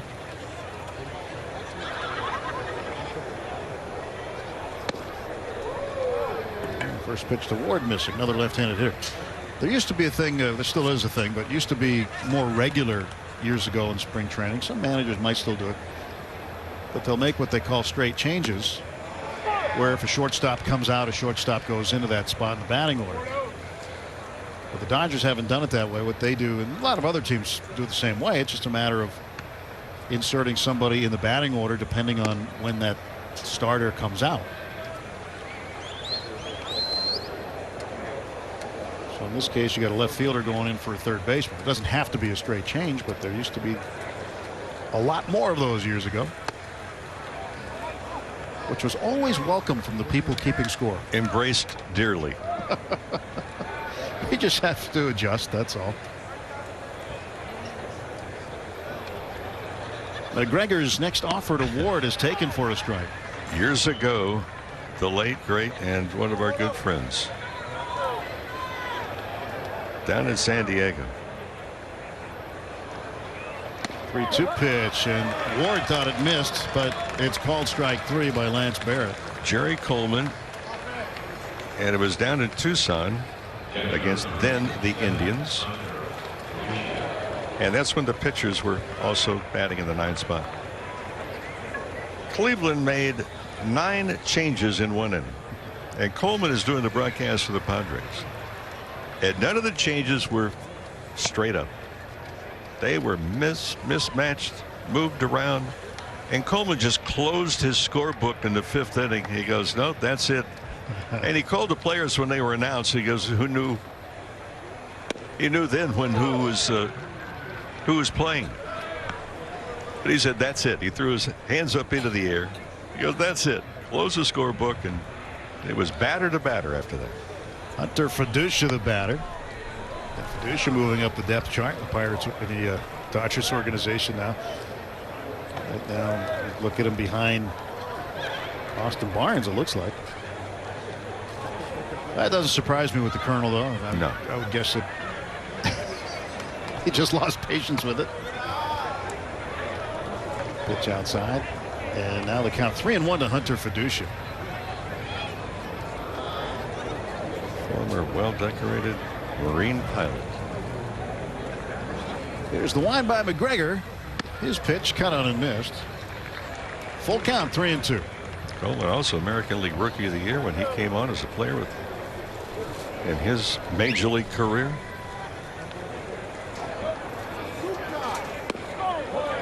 And strike 3 called right at the knees. Fiducia out on strikes. 1-2-3 go the Dodgers. It is stretch time. Middle of the 7th. 4-2 Angels with the lead.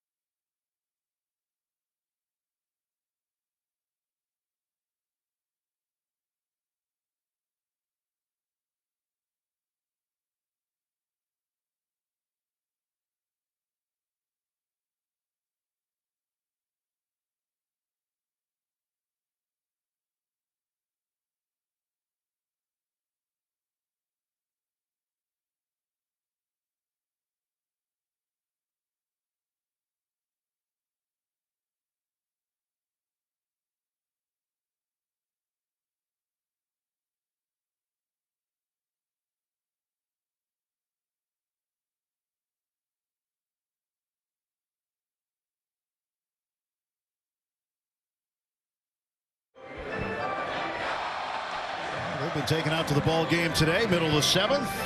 4 runs, 7 hits for the Angels. 2 runs, 6 hits for the Dodgers.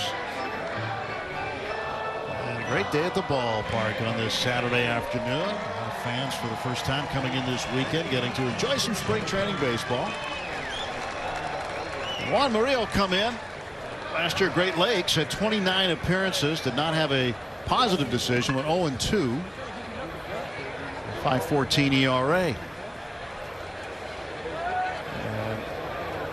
A pitch clock violation right away before he throws his first pitch. In 15 seconds with nobody on and 18 with a man on. Oh, he's mostly it's a batter violation.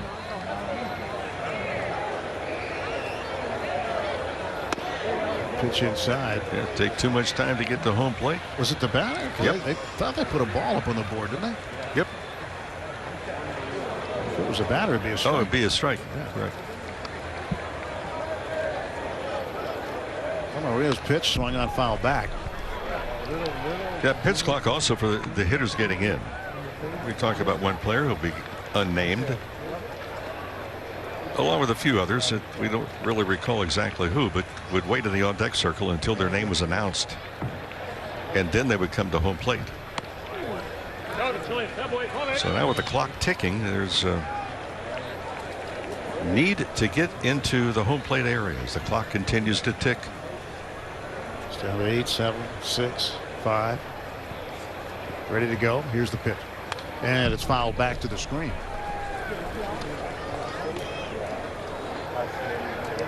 Right down to the very second.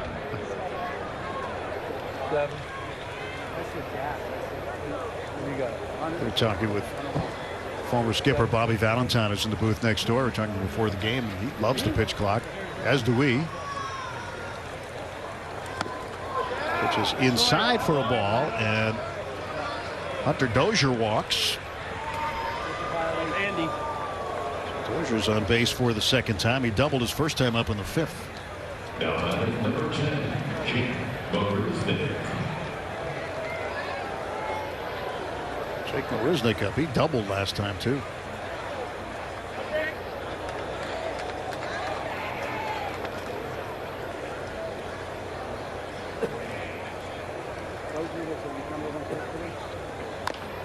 And Rosenegg with a foul ball at the plate.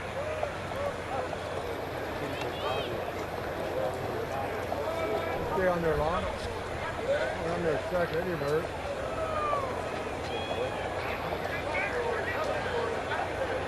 I initially chat with Bobby about his time in Japan. He managed over there for 6 years, and I said, what challenges does Yoshinobu Yamamoto face with the differences? You pitch once a week in Japan, where now he'll be in a 5-man rotation here. He said, oh, that might be a little adjustment. He said, but there's something a lot of people never talk about. I said, what's that? He said, the mounds over here, the landing spots where the pitchers come down in front, are much harder. They're more compact and just pounded in than they are. They're much softer in Japan. And the baseball is different, has a slightly different field and different seams. So it's more tackified. And this one in the air to right field, backing up on it. And making the catch is Jose Ramos. Third baseman, number 76, Cole Fontenelle. I still don't know when we're going to see Yamamoto pitch in a Cactus League game. I would imagine sooner than later. Gotcha.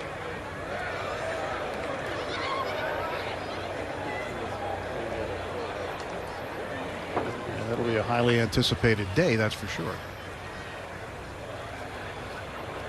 Also a highly anticipated day that we are waiting for when we see Shohei Ohtani in a Cactus League game. He says that's coming soon too. That's perfect. Hey, Mark, that was nice. Next week. Which day? Stay tuned.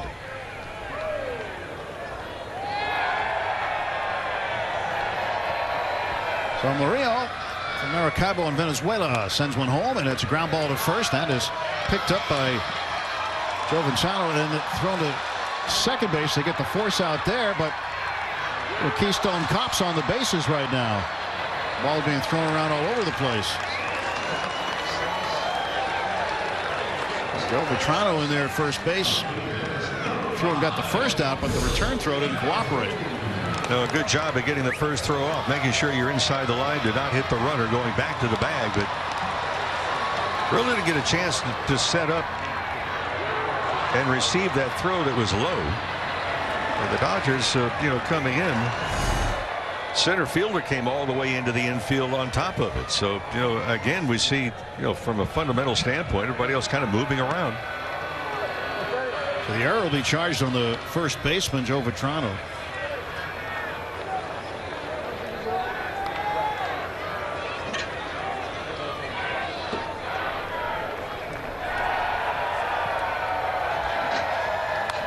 Calhoun fouls this one back.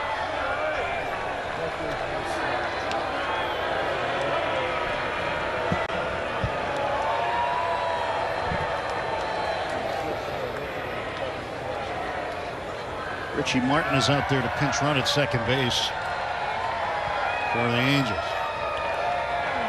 And Calhoun hits it in the air softly to shallow right center, going back and making the catch was Taylor Young at second base. Head to the 8th when we come back, still 4-2.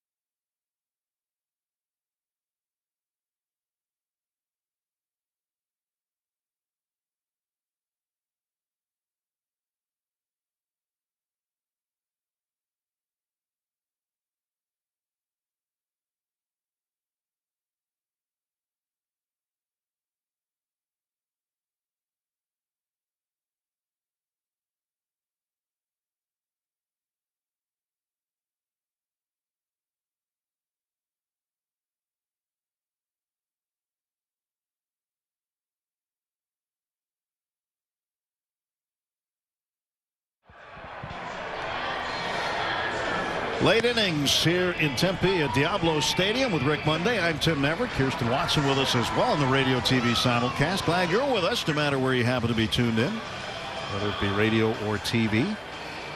New pitcher is on, 23-year-old Joel Hurtado out of Puerto Plata in the Dominican Republic. Right-hander had 10 starts last year in the minors. 22 overall appearances. So getting an opportunity to both start and relieve, find his way. Jose Ramos, the right fielder, will start things off at the plate for the Dodgers in the 8th inning, down 4-2. This is the 3rd game of this Cactus League season, 3rd of 21 here in Arizona.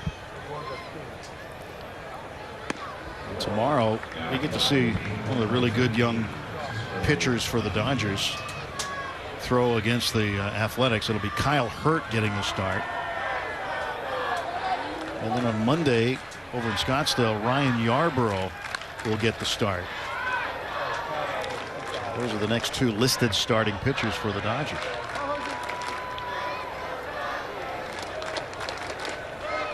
Daily updates on who's doing what and when.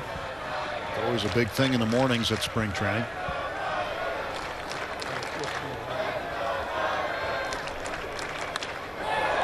Oh, Ramos clubs this one to left center. That ball's back, and that ball's gone. A home run for Ramos, and it's 4-3. Jose with a rocket shot. And it comes with 2 strikes on a 1-2 count. Boy, as a hitter, if you get a pitch to be able to handle, especially when you're behind in the count, that's just a breaking ball that the only thing that it did was reverse course. Jose Ramos, first long ball here in the spring. He got a good chunk of that baseball. So now 1-run game in the 8th inning. And Travis Swaggerty up for the first time,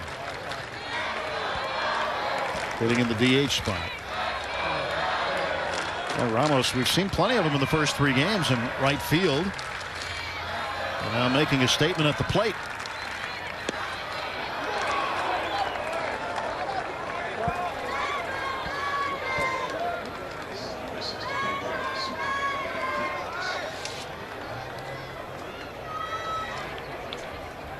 There's the wind of the pitch by Hurtado. Outside corner, got him, called strike 3, and Swaggerty out on strikes.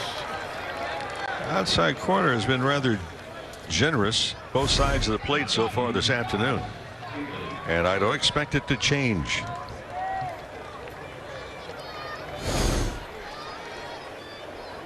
Outside corner has been like a plant today, continues to grow. Don't even have to water it. Well, Alex Freeland, a switch hitter. Freeland came in to play shortstop last half inning. He's been in a couple of games already. Hurtado's pitch high and away.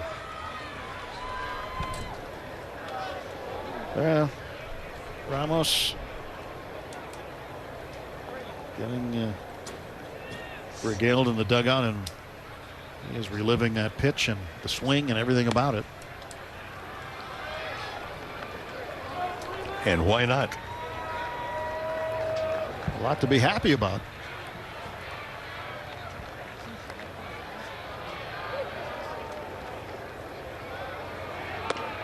Outside ball 4, so Freeland draws the walk.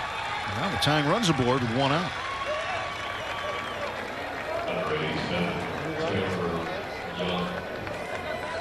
And these spring training games, especially early on, where so many players are coming in. I mean, the game changes quite a bit from a regular game because you've got so many different arms throwing, different bats up there. You got a lot of minor leaguers who are trying to make a statement to the club. That's why these games are interesting, because they're unlike a regular season game in that way, but it does allow for a ball club to put their prospects on display like Taylor Young. 246 last year in Great Lakes.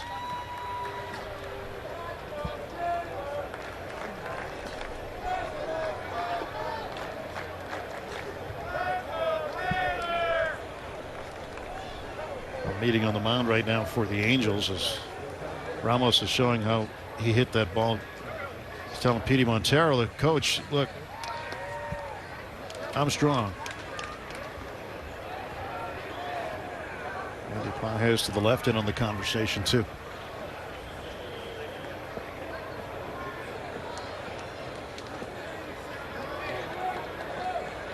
Furtado ready to go. Freeland off of first base and Taylor Young at the plate. A pitch outside.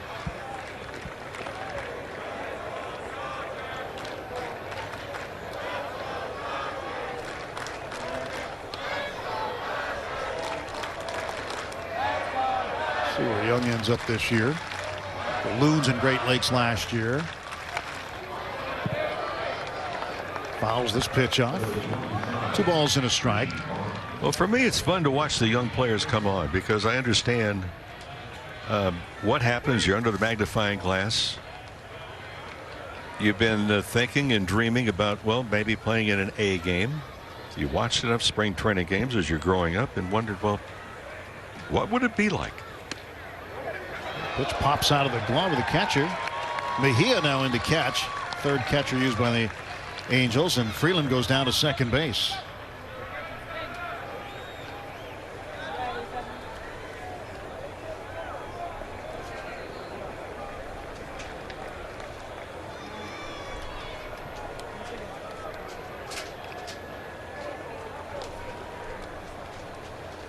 Furtado working out of the stretch in a 3-1 pitch. Hits him. Oh, they got him right in the back.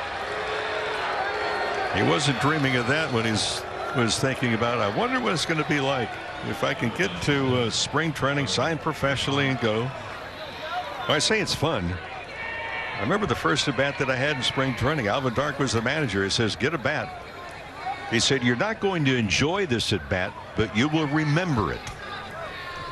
And I still do, because I got jammed thoroughly from a fellow by the name of Jim Bunning, Hall of Fame pitcher for the Philadelphia Phillies. Ironically enough, on a trip to Washington, D.C., I got a chance to sit down in his office, Senator Jim Bunning, and I said,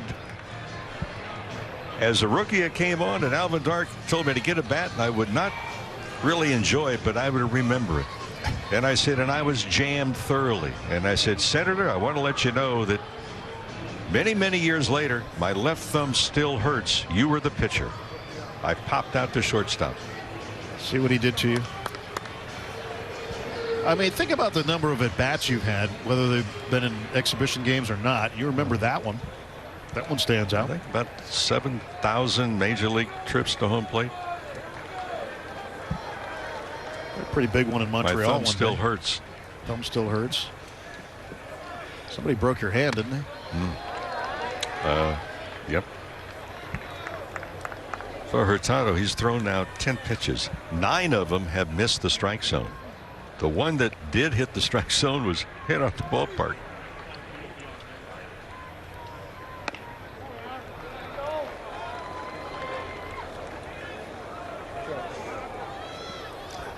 Joe Vertrano. There's action in the Angel pen, just as you say that, Rick. They may need a just-in-case guy.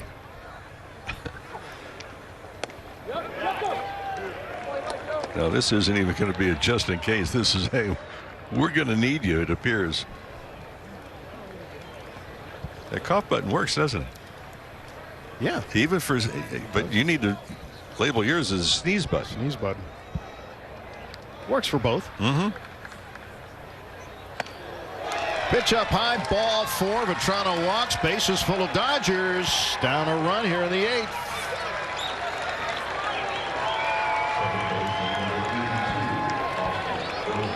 Well, that just-in-case guy is going to be just in the game guy.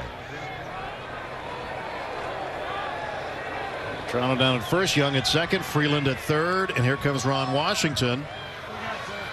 And it's time for the case. He's going to make a pitching change.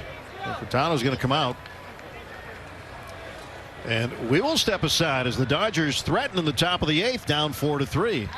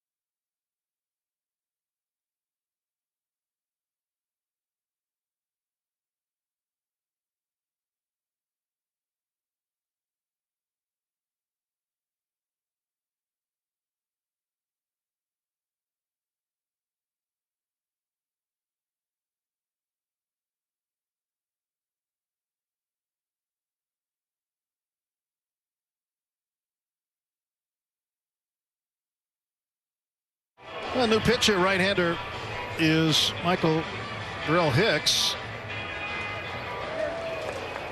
3 levels of the minors last year.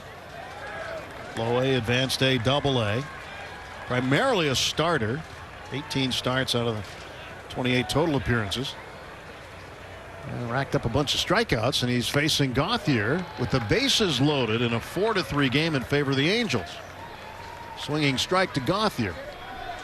Each team with 7 hits. Third base is Freeland. Second base is Young. Vetrano is at first. And Gauthier watches it go past him to the backstop, and this one's tied. Mejia, the catcher, couldn't handle the pitch. It's a wild pitch. And the game is tied at 4.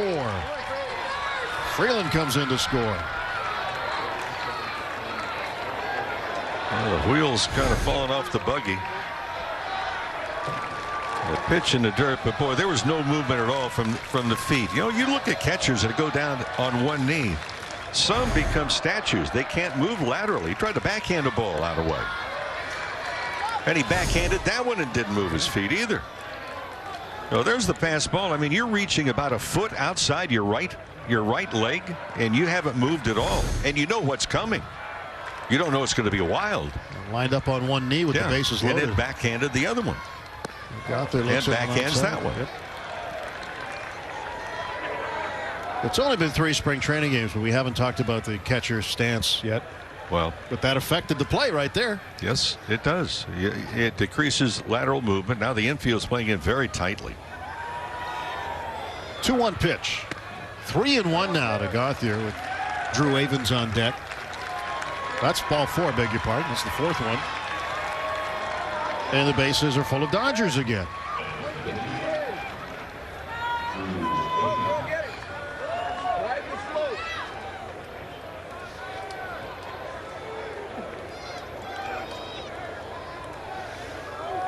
So another chance for the Dodgers. Here's Avens with the bases full. Left-handed batter, and Avens takes a strike. And the right-hander, Darrell Hicks. 4-4, Dodgers and Angels, top of the 8th inning. Avens watches this one way inside for a ball. Yeah, to get out of the way of that one. Yes, he did. The last 4 batters, Mo, a walk, a hit batsman, a walk, and another walk, and a wild pitch mixed in there.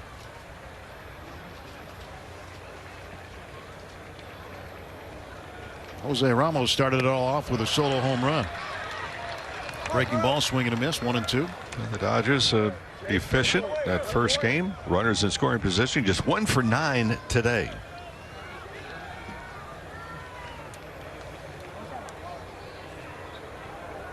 One ball, 2 strike offer.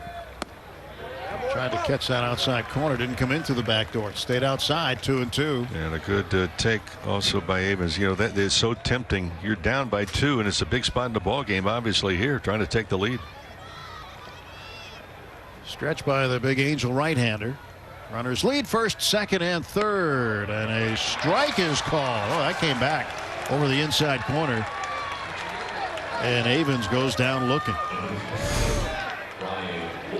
2 men are out.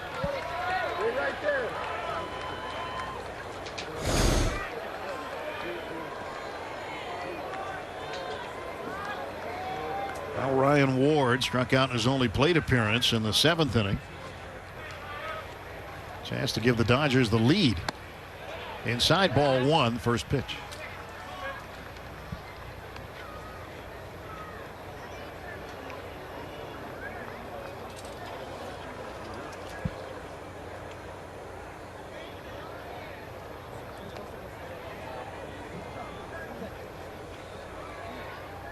Next pitch to Ward, low and in. Now you're ahead 2-0. This pitch's got to be right there. I mean, it's got to be right down Broadway. Ward looking for one pitch in one location. He got it, but he fouled it back. 2-1.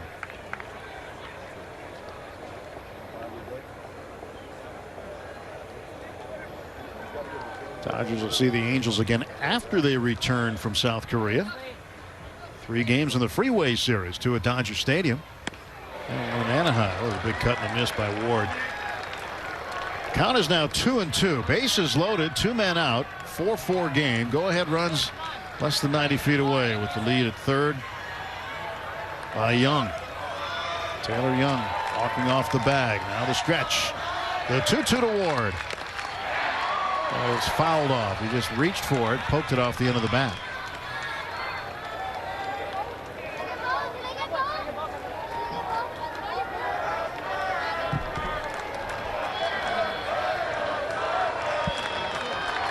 Ryan Ward trying to unlock this game. The pitch. Fouled back over our heads off to our left and way out of play. Sellout crowd today. Angels Dodgers first meeting of the spring. This will be the 7th pitch of the at bat to Ryan Ward. He'll get an 8th. Chopped it into the first base dugout, occupied by the Angels. A breaking ball there, stays alive.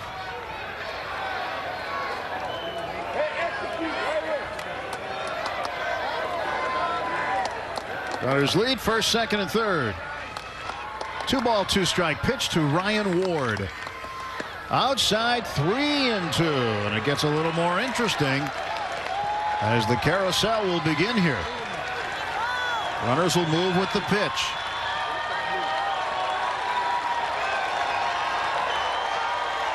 This will be the 9th pitch of the at bat.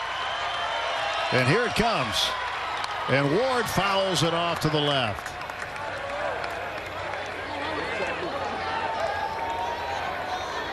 Protecting the plate, just don't want to expand the strike zone here. A lot of breaking stuff since it's been 2 strikes.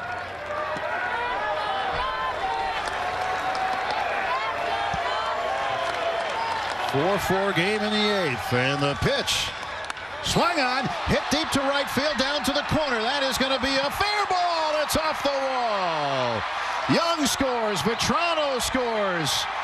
Gauthier comes around to score. A full count pitch turns into a bases clearing double, and the Dodgers lead it 7-4 as Ryan Ward clears them. What a terrific at bat. I mean, with 2 strikes, you foul off pitch after pitch after pitch. Try to come in with a fastball, and for Ward saying, it's not going to work. Hicks had missed with breaking balls. Ward kept fouling pitches off, and on the 3-2 delivers again. What a swing and what a big hit. First time today the Dodgers lead. And now Hunter Fiducia, the catcher, he will take outside ball one. Well, 5 of the 7 runs the Dodgers have scored in the ball game have come with 2 outs. Breaking ball in for a strike. Well, here in the inning, I mean, the home run, did he get the strikeout, which looked like it was outside? There's been 3 walks, a hit batter, and a 3-run double. Stretch, look at second. Now the pitch, breaking ball again, fouled back. This one into the seats off to our left.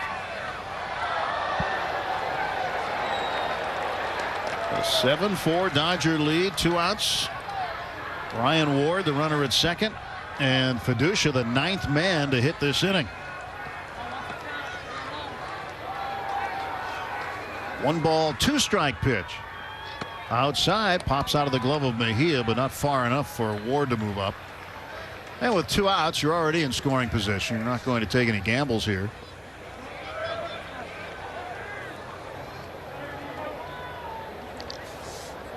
That's such a deep corner in right field in this ballpark. 360 feet down the line. Ball spun up there, but just outside. And that ball just hung in the air for a long time because of the deep corner. Ended up hitting the wall just to the left of the foul pole. And everybody who was on the run anyway on a 3-2 pitch just kept on going. 3-2 pitch here to Fiducia. He waves and strikes out. An off-speed pitch. But 9 men come to the plate. 5 of them score. And it all started with Jose Ramos' leadoff home run. 7-4 Dodgers.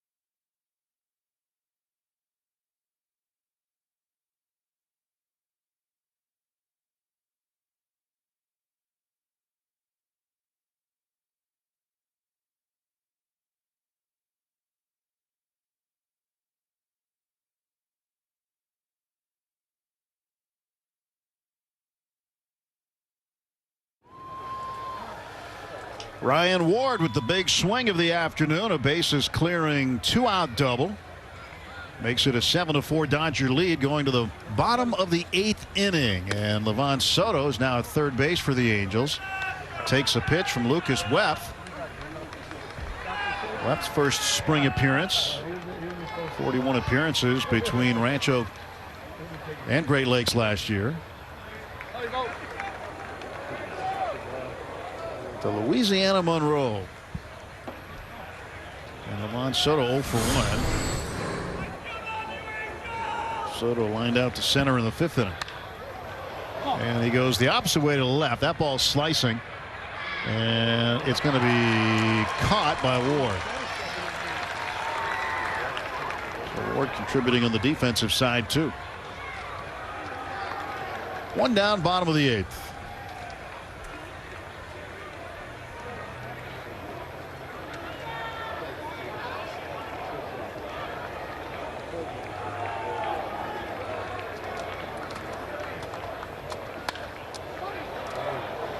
Francisco Mejia, the catcher, fouls the first pitch away. It's 0-1.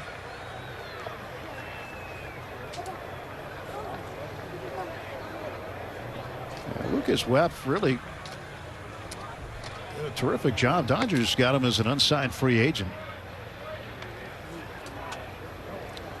Born in Toronto.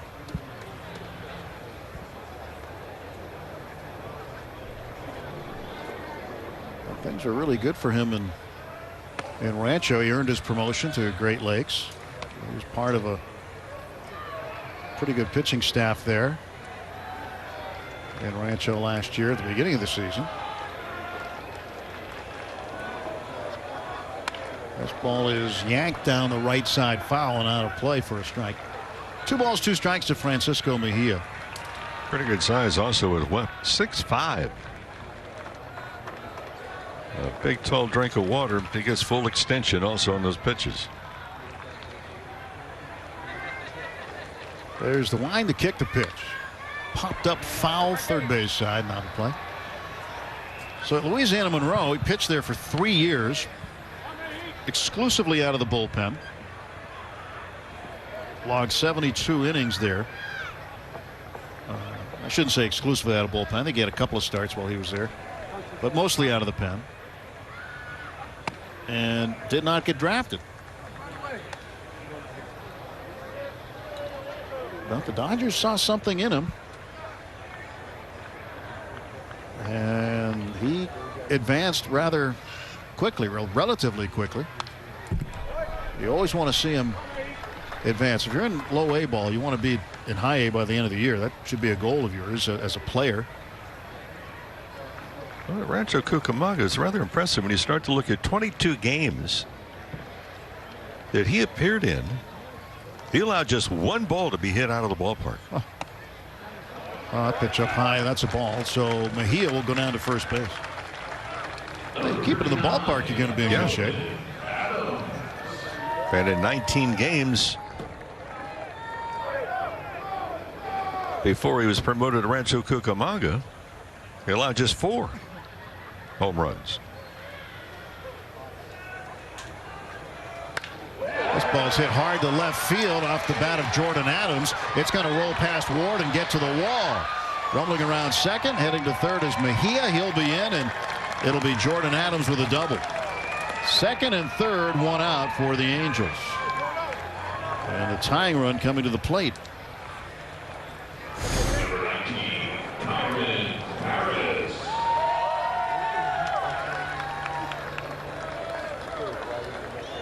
Kyron Paris will be the hitter. And Adams has been on base a couple of times. He also stole a bag. Walked his first time up. Here's Paris, struck out swinging in the 6th. Lucas Webb. WEPF. There's a ground ball to short. Dodgers will just play for the out. And Freeland throws over to Vetrano at first base, 6-3. With the runner Mejia scoring from third to make it a 7-5 ball game. So we'll trade the run for the out there. 2 down, runner at second. You were talking about some of Webb's numbers. Here's something I thought really stood out for him last year, especially in Rancho. The strikeout numbers are really good. Jason Martin is the batter. But in Rancho last year, he had 33 1/3 innings pitched, Mo, 58 strikeouts. That's his first go at pro baseball at that point. He just came out of the bullpen and was cutting guys down left and right. This ball fouled off to the left and out of play for a strike, a 1-1 count. And low number of base hits also. I had a pitching coach that told me years and years ago, he said, look at the number of innings that the guy has. Obviously, you don't want a lot of walks in there. He said, but how many hits? Well, to Cucamonga, he gave it 25 hits, so that's over 33 1/3 innings.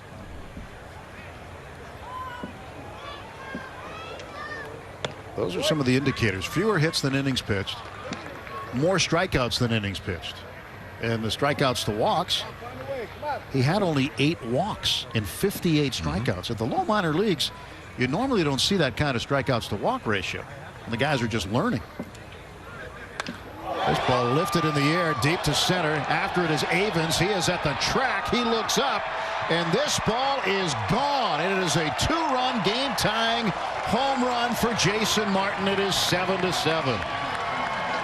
And we just talked about the fact that he did not give up many home runs. Only 1 hit out of the ballpark in 22 games when he got the call up to Rancho Cucamonga. And this is this isn't a measuring stick home run in this ballpark. It's 420 to straightaway center, and he hit it to right center field. Is not any closer.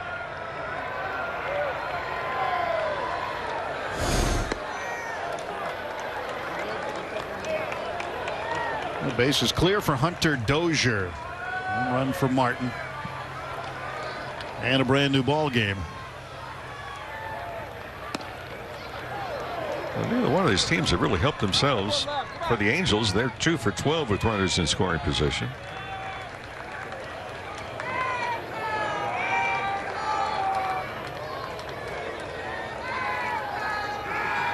Wepp's pitch. Wave and a foul tip into the glove of Fiducia for strike 3. But the damage done. 3 runs come in on a 2-run shot by Jason Martin. We go to the 9th. It's the Dodgers 7, Angels 7.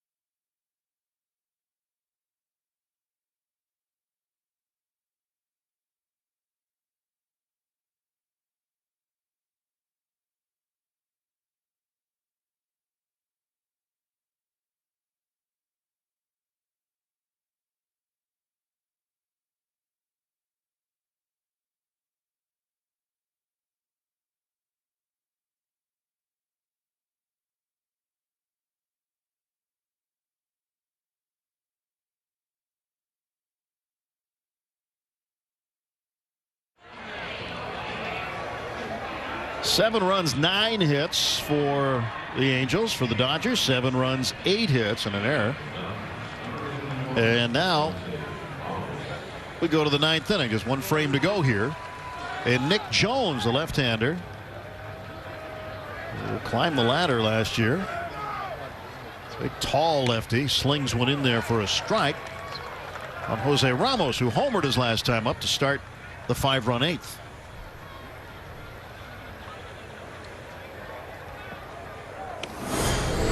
Saw where Dave Roberts sent first base coach Clayton McCullough over to deliver a message to Angels manager Ron Washington between innings.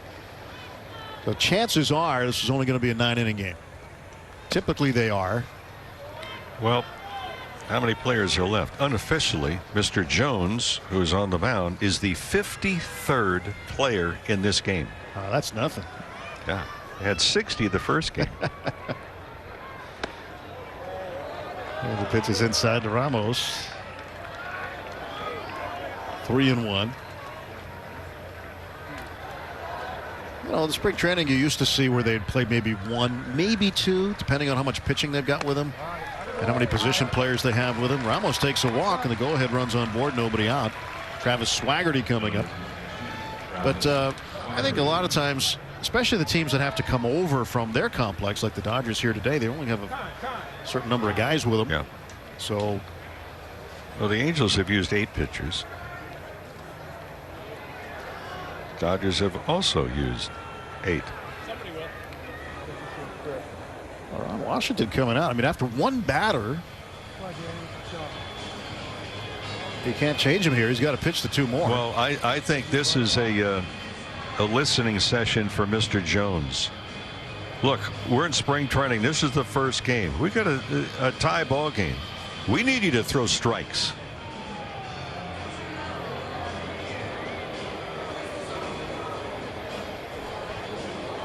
You don't have to be a good lip reader to see what was said there. He said just pound the strike zone.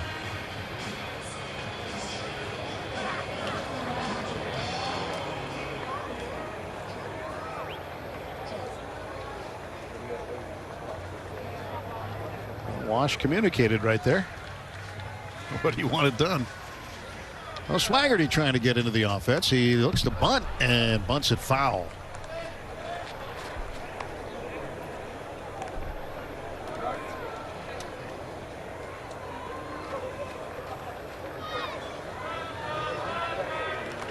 Does he try and bunt again? Lefty against lefty. Not this time, but he took a strike and he's in the hole 0-2. Well, there's that outside corner. To both sides. It's been consistent.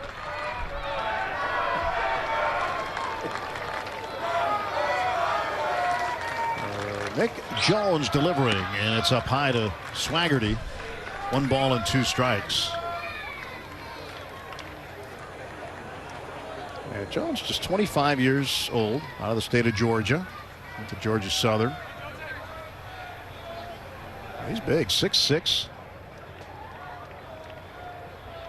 And he fires one by a swinging Swaggerty for strike 3. The Dodgers so far have gone in spurts. An 8-run first inning on Thursday. They had a 6-run 6th inning yesterday, and then a 5-run 8th inning today. Alex Freeland, switch hitting shortstop, batting right-handed against the lefty Jones. He'll take strike 1. That one pumped in there. The delivery of Jones, it's not like Adam Kolarek where he drops down to the side. It's kind of I guess you'd call it a low 3/4 slot, right? So it gives you a little bit of a different angle. That's outside, and it's 1-1 now. A lot of fastballs. Really, when you look at his scouting stuff, he hasn't shown up very high in terms of velocity on the gun. Swing and a miss for strike 1 and 2. But when you're 6'6" and you're all arms and legs, and you get that different angle, that seems to create some issues for a hitter.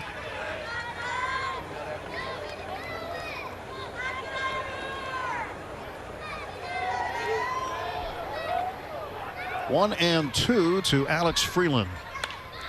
Hits it in the air to shallow center. And that could be a little trouble, but nope, it is caught. As Martin, the second baseman, goes out there to make the play. Well, whatever it was that Ron Washington said to his pitcher, it seemed to work. After walking the first man, it strikes out the second one after that visit to the mound. Then goes 1 ball and 2 strikes to Freeland, gets the second out of the inning. Message delivered. It appears message received. Taylor Young at the plate was hit by a pitch last time up, came around to score. That was in the 8th inning. He'll start his at bat off here, taking a strike.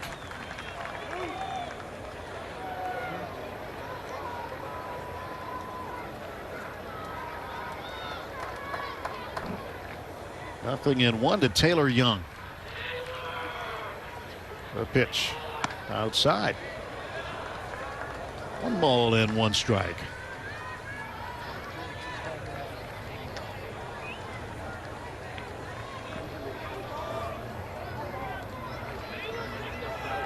One on and 2 out. And the pitch from Jones. Pounded inside for a ball. 2-1. We've been pretty lucky with the weather here so far this early in spring training. Last year we started a little later, and it was cold. Remember, we had to wear jackets the first several days, probably the first week and a half, but it has been beautiful here so far. Strike call. So if you're thinking of making the journey over from LA or anywhere else where you happen to be a Dodger fan, looks like we're in for some good weather for the remainder of the spring training games.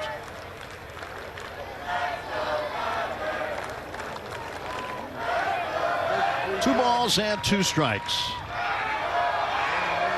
Taylor Young, right-handed hitter against the big, tall lefty Nick Jones. Runner at first is Ramos. Here's the pitch. Swung on and hammered foul down the third base side.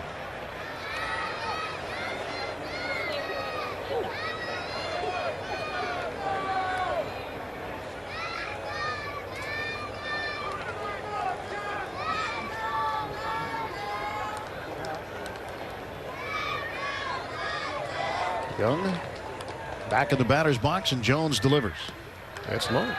It's a full count now, and that'll mean Ramos, who represents the go-ahead run of the ball game, will get a head start here.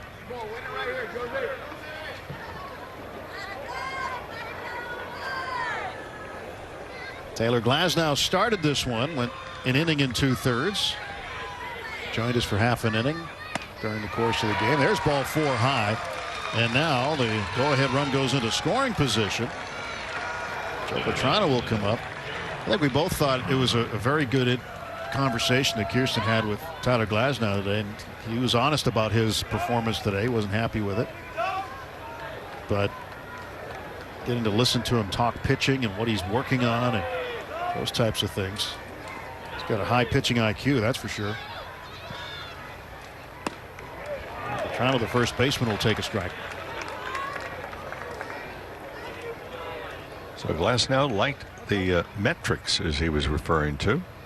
Said it was not a particularly great outing, but it's the first one. I mean,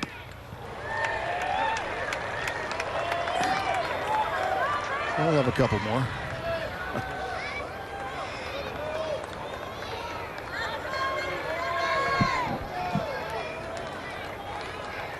No balls and 2 strikes to Joe Vetrano. Runners lead first and second. Swing and a miss, strike 3. Vetrano strikes out. Nothing across for the Dodgers in the top of the 9th inning. Angels come to bat in the bottom of the 9th. 7-7 is the score.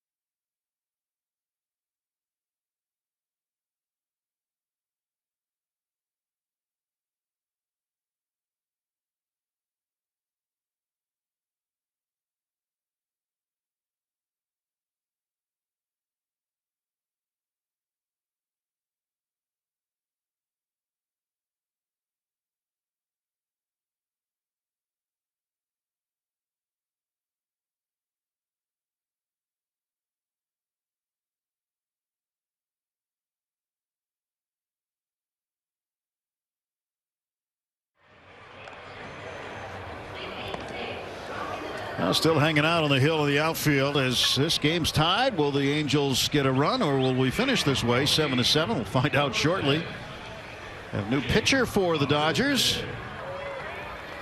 It is Franklin De La Paz. Franklin from Azua in the Dominican Republic, 24 years of age. Last year with Great Lakes, spent 2021 with the Great Lakes for part of the season, also with Rancho Cucamonga. De La Paz facing Jake Marisnick here in the bottom of the 9th inning. First pitch is high for a ball. So what's that, player number, what, 54? 54.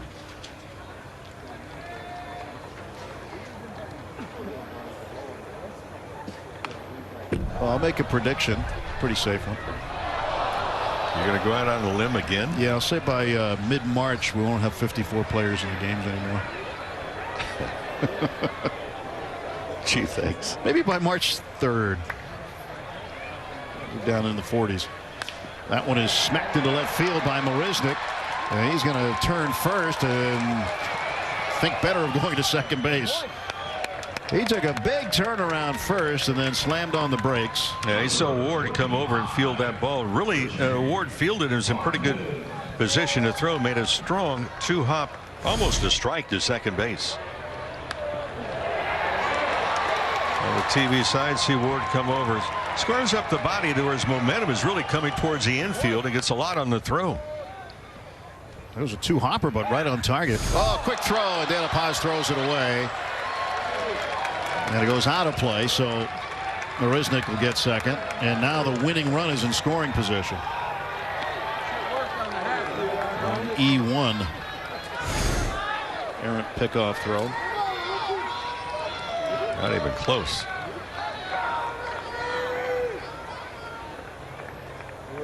Richie Martin. Hey, you'll walk to third. Come on, fuck. And the pitch by De La Paz. There's a ground ball to second. That'll move the winning run a station closer as Gauthier throws on to first to get Martin. I was watching the Angels first base dugout to the near side where the manager and the coaches are positioned with a protective screen in front of them. You know the first guy in the ballpark that was applauding on that ground ball to right side of the infield? The manager, Ron Washington, knowing, hey, look, move the runner over. Now the infield has to come in. Outfield has to come in. Good piece of hitting, and it's up to Willie Calhoun now. Calhoun was drafted by the Dodgers. But one out, winning runs at third. Left-handed batter Calhoun against the lefty De La Paz, and this one's popped up to shallow right. Not going to be deep enough. Ramos gets underneath it. He makes the catch. And throws it home on one hop and keeps Marisnick at third base. And there are now 2 men out. Yeah, one of the conversations is going to be with Ramos. Look, don't catch the ball and then look and see what the runner's going to do. Catch the ball, throw it, hit the cutoff man so the runner has no option to do anything. That threw right by the first baseman. Yeah. And by the way, De La Paz was not backing up home plate. He was not in position. So that's another conversation. Those are little things that the notes that the coaches and managers will take. Livan Soto swings and pops it up back of the plate, and that'll make the seats.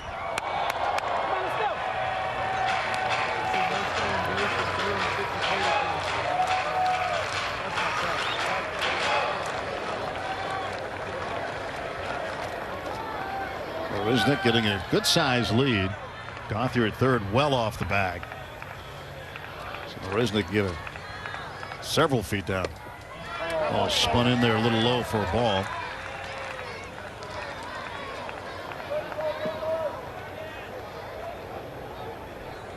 Two out, bottom of the 9th. 7-7 is the score. Franklin De La Paz sends home a strike. And the count on Livan Soto is a ball and 2 strikes.